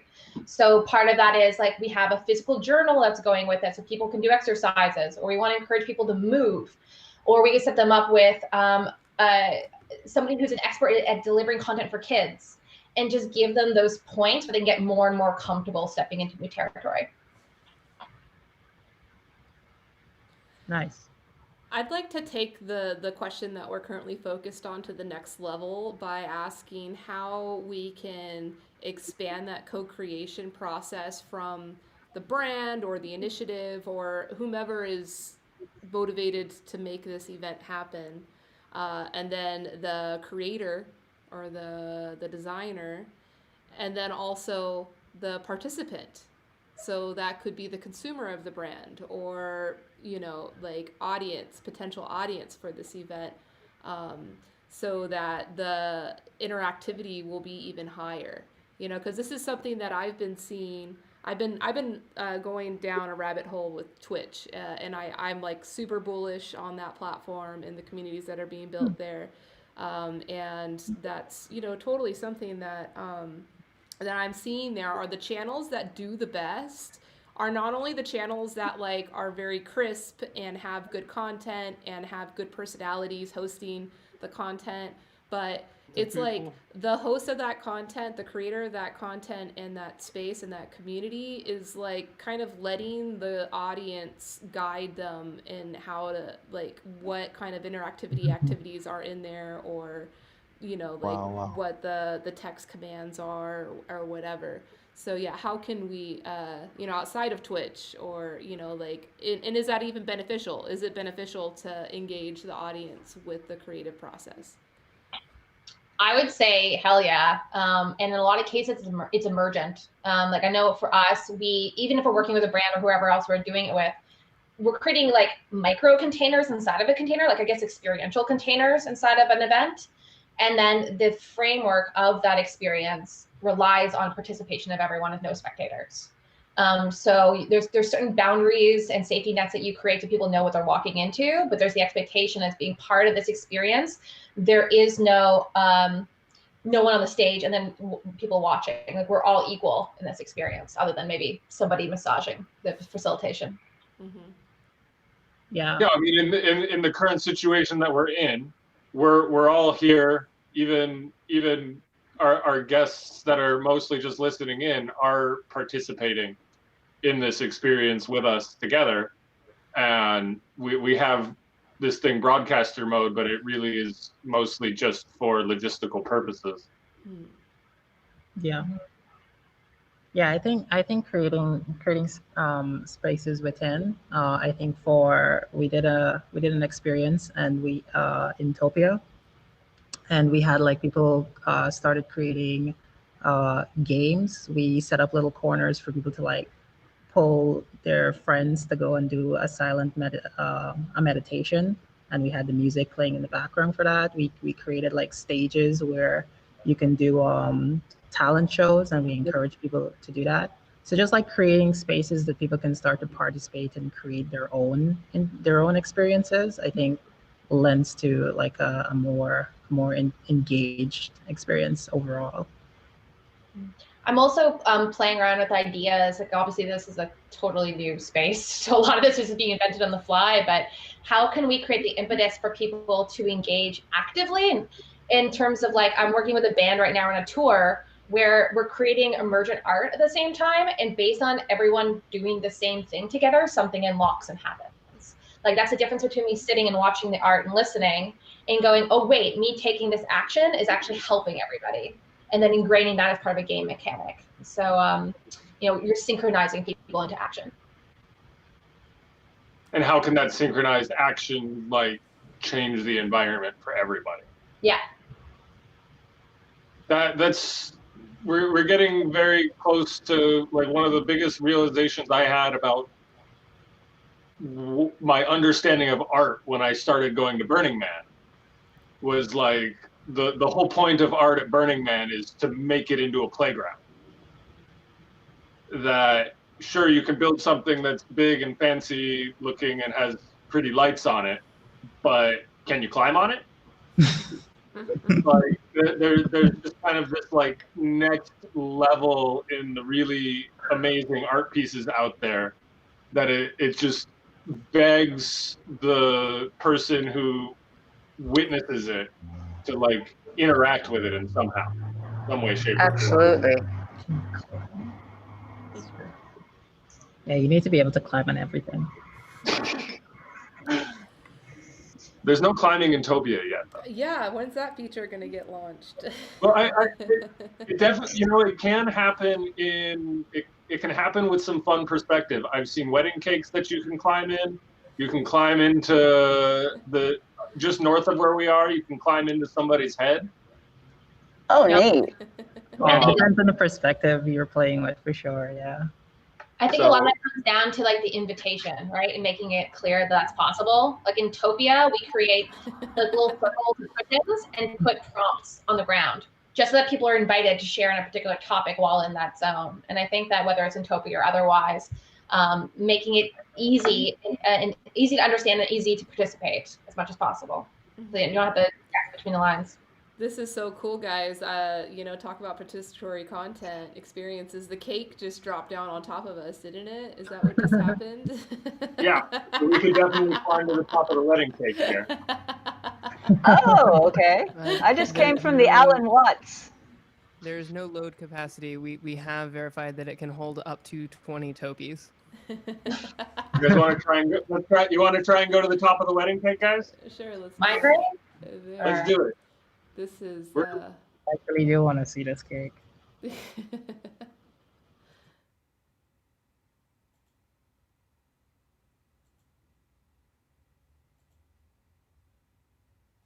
going slow. I'm the slowest one. Oh my god, this is a huge cake. It's taking me forever to get up here. Though I think we have also now done what has been previously thought to be impossible in Topia, and we took an entire group of people and we relocated them. And we're all still here. Oh, that's so cool. So we're all inside the cake. This is incredible. I love it. How long have you guys been in here? We've been in here all day. Have you gone over to do you know of the Alan Watts screen? We do. Yeah. I just loved it. I sat in here, I came across it, and I was like, ooh. So I came to find Don and see him and pull him over that way because we were trying to explore. And then I came across all of you. And I was like, hey. Well, hello, I'm Trooper. I'm from California. Nice to I'm meet you, Trooper. I'm part of the sock drawer. Welcome.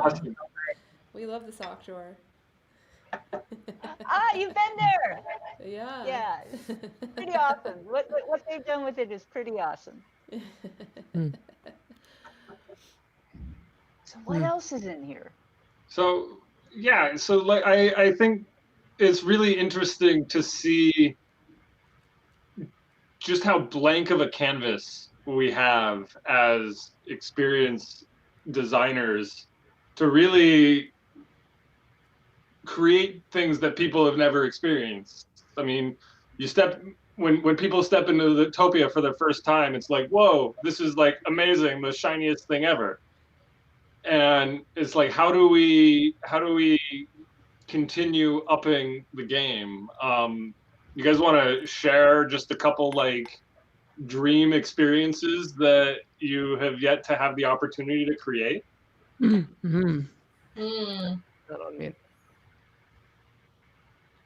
I'm a big fan of how much more we're leaning into like integrating transmedia experiences. So I've had events that live on a website and then Typetopia simultaneously on the phone. And the more integrations and seamlessness we can get through those experiences to enhance world building, I think the richer the experiences become. Elise, you're doing a lot of that kind of stuff with your T classes. Yeah, trying to. I mean, kind of the strategy that I'm taking right now is just like accessing every audience that I've ever built before, because I've been building audiences specifically for this project for 8 years now, and I've been building on every platform because, why not? So, like I'm broadcasting to all those platforms, but eventually the goal of bringing them all to one place. But it's kind of cool how like right now they're all kind of overlapping and it trips people out. Like people will come to my Twitch stream and they're like, what are you doing? Are you talking to someone else? And I'm like, oh yeah, I'm streaming to Reddit right now too. But at the same time, I'm simultaneously inviting all my Reddit audience with my mirrored text, to come to the Twitch community, you know what I mean? But I mean, I think what I dream for the future is easily being able to go across platforms to interact with communities. But again, I'm so focused on kind of that like motivational backbone of art and content that's kind of broken right now about, the patronage or the value exchange of supporting art. And like the biggest bucks that are getting thrown around right now are in brand sponsorship, advertising. So much money is going towards that for like really inauthentic experiences. And so I think that there's like a really positive opportunity for these creators of experiences, and it could be live streamers or it could be just people that create immersive experiences to be able to authentically connect with the ones that are motivated to, you know, sponsor content or, you know, advertise or whatever. So that's it. Awesome. I know we are running up close to the end of timing. Well, Damien didn't share his dreams with us. I'd love to hear Damien's dreams. Definitely. Dreams. So I have a couple. I have quite a few that I'm plotting. One, in 2019, I spent pretty much the entire year developing a concept for a location-based experience. And then the pandemic happened, and now we're virtual. And before, I wouldn't have think that I could do it online. So my dream is actually taking that and doing it virtually. And it actually includes doing what you said is impossible, Sam, or at least challenging, which is really guiding people through an experience. It's sort of like a story, and they're moving through the story. It was designed for you to move through the story in physical space, but I think in this case, it would be moving through virtually. And as people are moving through the world, they're meeting different characters, and different characters are taking them on different sort of like journeys to connect with themselves, actually. So the experience is actually designed to teach the psychosocial skills necessary for connection. Those skills are like vulnerability, compassion, empathy, presence, etc. There's a lot. And so the whole idea is to teach people those skills and then create a space for them to practice those skills. So if I can translate that online, I would be stoked. I think I would be stoked. I think I would be stoked to see it happen, and I'm sure you're more than capable. Thanks. So Damien, the whole like origin of how like this little thing came together was because you put a post out to Facebook, like wanting to connect with people doing virtual events. Like, what was your motivation? Like, what were you seeking in that call out? So a lot of like what I'm working on is what you spoke to, Elise. I'm trying to simply put money in the pocket of artists. And in order to do that, I feel like a lot of what Presence is focused on is the operations of experiential content. So the mission that I have is scaling human connection, and in order to scale human connection, I believe that it is a logistics and a productions and an operations problem.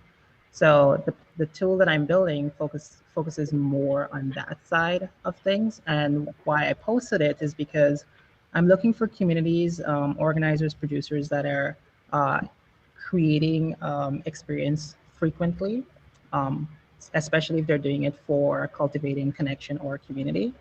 And I then want to talk to those communities about sort of like the business model that I'm looking at, because with the pandemic, basically it accelerated the internet by 5.3 years to be exact. And so media is actually going to take on a whole new look, because when you think about media online, we've had video, we've had text, we've had audio, and we've basically been iterating on those three forms of media content over the last like however long years. And then here comes now, you've got like thousands of talented creators looking to the internet and saying, how do we design events online? And then you have technologists like Danielle and others who are creating these tools for the creators to do that. And so I think now what is being developed and what's happening right now is we're having this new media called experiential media. And it's very new, and the big brands and the big tech aren't looking at it as yet. Well, not that we know of. I know Netflix is looking at interactive content with their videos, and we got Spotify is doing shows and adding more interaction and immersion to their podcasts. But I think the real opportunity here is in the hands of producers and creators and artists, because what experiential media requires is intentional and good weaving, as Patricia was saying, of all these different types of format, bringing them together and being able to steward people through time and space. Time and space, which good folks like Daniel are creating with Topia, because here's the thing with Topia and platforms like Topia. In order to like bring events online, there's a fundamental thing that we need to have. And that fundamental thing is space and time. If we don't have space and time, we won't be able to like mimic what we do in real life, right? So if you go to an event, what are the two things that you have? You have space and you have time, and both of those things you can move through. When you look at Topia, what does it do for you? It gives you space and you have time and you can move through it, right?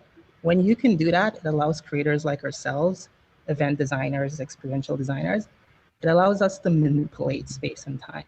And when we can manipulate space and time, what we're talking about is stewarding people's consciousness, right?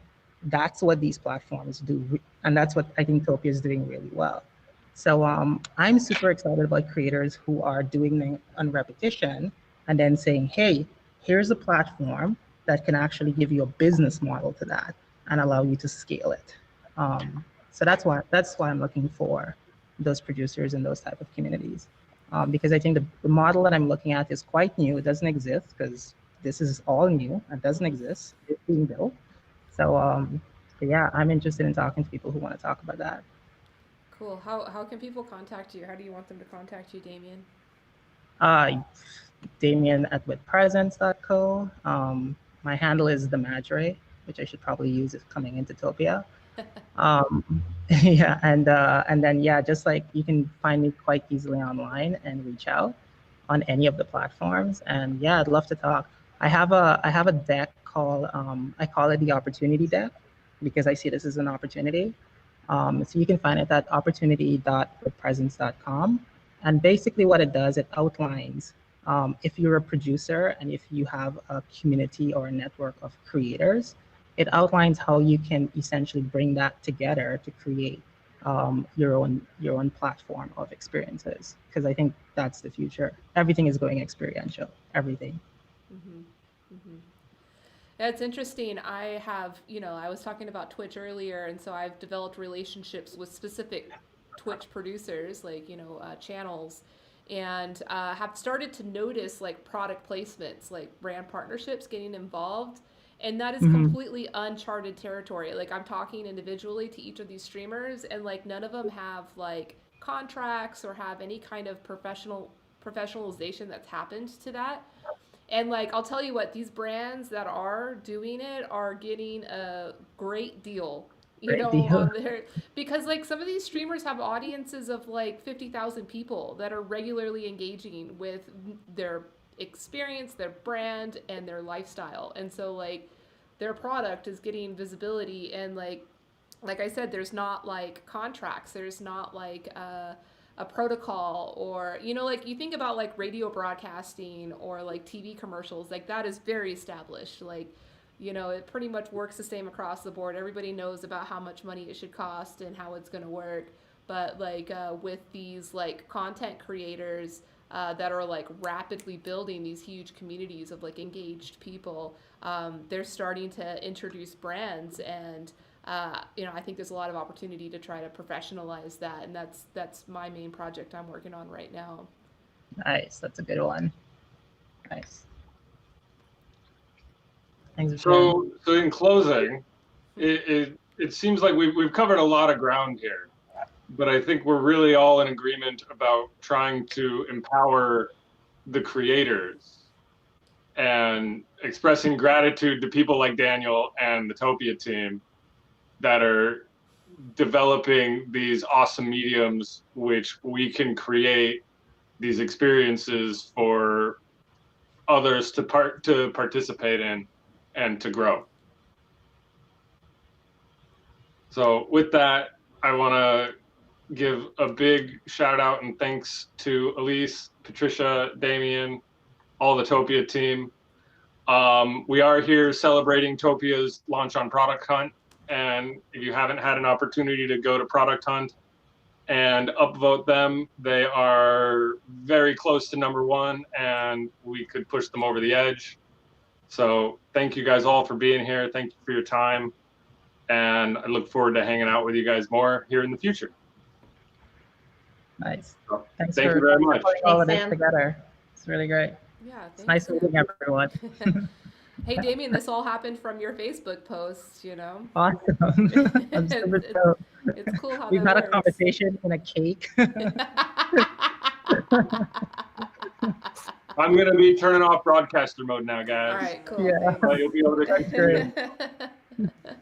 I turned off the cake.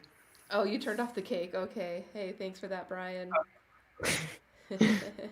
And in 10 minutes, we have a real estate investment conversation starting up. I don't know where, though.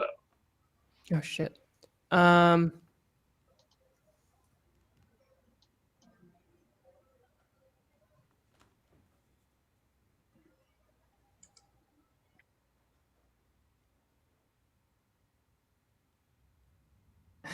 Thank you. I will tell the story of that another day, but right now I have to go run and set up a new space. Also, James Andrews says hi. Oh, shit. Yeah. Talk to you soon. Damien, did you already know Brian? No. I didn't know Brian before. Oh, Where great. are you? Yeah, I didn't know Brian. I just met him, but good. I just I'm glad. was commenting on his sound. Well, he's been working on his streaming tools. But hey, he's a good contact to have. I hope you guys end up getting connected because he's a great contact. He's a unique human being in that he's like learned how to hack Reddit marketing. So that's his wow, niche. that's cool. I can certainly connect you guys, Damien. Yeah. Yeah, Sam, that'd be. And you said he does something in streaming, Elise? Yeah, so did you say something in streaming? He's streaming to Reddit. That's the channel. I mean, Reddit is his main channel that he builds in. So, and you know, Reddit's got RPAN, which is a streaming channel, which is like hugely engaging. Like if I stream to any other channel, even for the communities I've built, I may only have an audience of a couple of hundred, but like I'll stream and have like nearly 1,000 people in 45 minutes watch my little thing, which is pretty incredible distribution, Amazing. Yeah, Reddit's That's huge. interesting. Yeah, Reddit's a really great place to market. It's just hard. Yeah, it's hard. I couldn't get a foothold on Reddit. I'd love to talk and like learn more about Twitch and what you've observed there, because I know there's a lot happening on Twitch in terms of like future media. So super interested. Incredible. Yeah, I can give you a short list of channels that like I think are killing it, like the creators that are just like totally killing it. I'm just like blown away, and it's fun because like all of them, you can see them growing. It's like every single stream, you could see them integrating new tools and new things and making it better. And a lot of it is guided by the audience, kind of, because ultimately the audience is paying for it. And I love it because it's like these microtransactions of paying for our media, versus like we pay the cable company and just trust they're going to provide content we want. Now with like Twitch, it's like if it's month by month, day by day, minute by minute, you're like sending these microtransactions to support the content creators, and like you're incentivized to support them because maybe your tip changes the content. It changes the sounds, or like you actually are part of that content being created. It's like the best example, there's like a cooking chef, and I'm actually going to be on his show tomorrow at 2 p.m. on Twitch. I'll send you the link. You can watch it. We'll like co-stream. We're going to co-cook. We're going to do like a tea feature on his stream. But he's got a lot of cool interactivity engaged in it. But he's got like, if you tip a certain amount of bits, it makes a farting noise on his stream. And like there's some users that just get such a tickle out of that. They're just going to keep doing that. Eli, sorry I'm jumping in. You said something that was wrong. Please what he correct has with me. those parts. I will correct you. What he has is something called an extension you can add to a channel. where people is choosing a sound, and it costs a certain amount of bits to activate this sound, and that's where he have his farts from. So if you want to like use one of his farts, it costs you 100 bits. So that's like $1, right? How much is that? $1.40. Hardly. $1.40. It's like okay. nothing. Really, $1.40? And like he's only got People pay like every time $1.40 you use something, part-time. like you subscribe or you like using a bit, the creators are only getting 50% of it. So like that's something to know, and that's why many 50% of it. creators, they have like a Patreon at the same time, or like having a tip bar in their info channels that like people can donate directly to the streamer without using bits and subs. Elise, who are the creators that you're referring right? to? I've also found some specific people on Twitch and Reddit who are just absolutely killing it. I follow every day, so I'm curious who you're. So the best one, in my opinion, is Tom Thinks. Tom Thinks. He's like he's an animator. He's like created all this custom software for his channel where he has like a cartoon character that he puppets, his voice on, and that character does live paintings of members of his community. He gets the paintings or the pictures from Discord, and like the community votes which one they're going to paint, and you can like you throw a Dorito as the emote. He has like a Dorito emote. If you give him a Dorito will fly into the screen and the cartoon character will eat the Dorito. It's really funny, It's like he's doing a great job. I love him. Tom Thinks. Yeah. How do you spell that? Tom. TOM. TOM. Yeah, THINK. But like even like the raids, like when a raid happens, like a creator will have like their own shtick that they do, and like that's part of the experience that like people engage with. It's like, oh, I'm actually like guiding the creation of this content, and I think that like that tickles people and gets them excited, Tom Thinks I code, animate, and perform live animated puppet shows. Yep. Yeah, you should check out Ludwig. By the way, he's a Super Smash Brothers esports player, but he's become. I've started watching him. He's very funny. He's got 1 million followers, just hit the 1 million mark. Really engaging and very popular with the kiddos. Yeah, I just think he's doing a really, really good job interacting with that audience. So. Yeah, there's a lot of plugins and tools, and it's not the same thing. Like they're because these are just like basically plugins that you can. So it's just however you choose to do it. Like you can go down so many different paths. So like every channel is unique. Yeah. Nice. This is cool. Who else have you got? Yeah, I mean, there's a guy, one of the more popular guys that I watch is Kit Boga. He's like a improv comic, and he calls scammers, and he like trolls scammers. It's really funny. He doesn't really have a lot of interactivity he doesn't have a lot of interactivity with the chat, but he has such a big following, like with so many subscribers that, he does well. Does he call the IRS guys? The ones that are calling for the IRS, and it tells them that he's the IRS and gets them going? No. He pretends. No. He calls those people up and he pretends to be a vulnerable old lady. And he like, oh my gosh, he like fishes them out for like hours and trolls these like Indian guys and just like talks to them for hours. Like, oh yeah, I'm gonna send you the gift cards. I'm gonna send them to you. Hold on, I've got to do this. And he's just basically trolling the scam callers. It's really funny. Yeah. I just watched a video of one of those scammers calling she was a police sergeant. And in the end, the scammer finally got fed up and he hung up on her. It was hilarious. Oh man. Yeah, but hey, Damien's not here anymore. He left. But hey, I'm sorry, Brian Westerman. Brian Westerman? That's me. Nice to meet you. I'm Elise. You too, Elise. Good to meet you. Yeah. Distributed entrepreneurship advocate founder. Oh, you were in the last panel. Cool. I kind of missed the whole thing. Sorry. Yeah. The other thing. Yeah, definitely.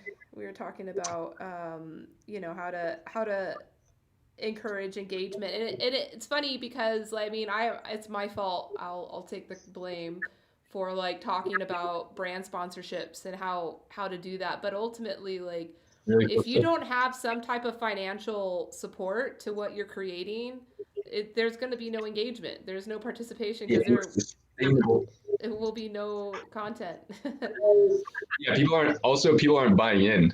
There's an aspect of like giving yourself to buy in. Like I actually like became a sub for a couple streamers for the first time within the past week, and I'm like watching their streams more because I've actually put money towards supporting these people. So I totally get that. It's not just about a following, but your followers are more engaged and more invested in you if they're paying money through channels you've set up. Yeah. So well, that's cool, it's good man. stuff. Yeah. The streamer that I was talking about with the fart noise, he's a chef streamer. He does cooking. I don't know. Have you explored the food and drink area yet of Twitch? No, that's why I haven't. That's a whole other rabbit hole. I mean, that's where I stream, but he and so like he has different tiers to his subscription, and at the top tier, like he's trying to find creative ways of adding value to that level of subscription more than just maybe exclusive content. Greetings and welcome to the world, or welcome back to the stream if you've been here all along. So if you were all right, I just had to mute Brian for a second, but so his idea, and I think it's quite clever, and I'm trying to help him connect with brands to do this, is that he ships a physical product, that's supported by a brand, sponsored by a brand, a product that is authentically something that they support, and is a part of their lifestyle brand or whatever around what they stream. So I think a lot of the video gamers, they're doing it with energy drinks, right? Like they have like branded energy drinks and shit. So I think that there's an opportunity for that. I don't know. We'll see. Hey, Kayla, you're back. I'm back. I went absolutely. At least I'm gonna tune into the search stage, but you see my name right there. You can search me. You can find me on all the channels. It would be 200% fantastic to connect with you. Yeah, cool, man. Hey, follow me on Twitch. I'm Tealet T. So T what?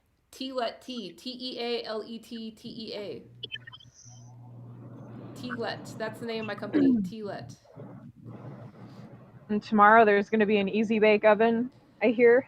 Oh hell yeah! And there's gonna be bubbles. It's gonna be like a fairy princess bake off. Yeah, it's gonna be awesome. I'm so into that. Is that at 4? It's at I think 4 your time. It's 2 Vegas time, 3 Denver time. 3 Mountain I'm an time. hour ahead of you. Okay, it's like 3 in the morning nap time. Yeah, 3 o'clock your time. Cool. Yeah, it'll be fun. And Tef is guaranteed to be there because Tef is a mod. He's a mod for that channel, so he has a duty. Great. I'm there to make sure that the chat is nice to be in and that people are speaking. Probably to each other and informing people. Do you see yourself? What?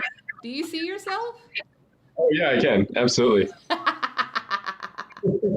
It's pretty freaky. Well, I'm not moving. Wait, wow. It's about 7 seconds behind. Yeah, by looking at that while you're in here. Saying absolutely. And that's going to loop on again 7 seconds later. And pretty interesting. Cool stuff. All right, guys. Well, I think I'm gonna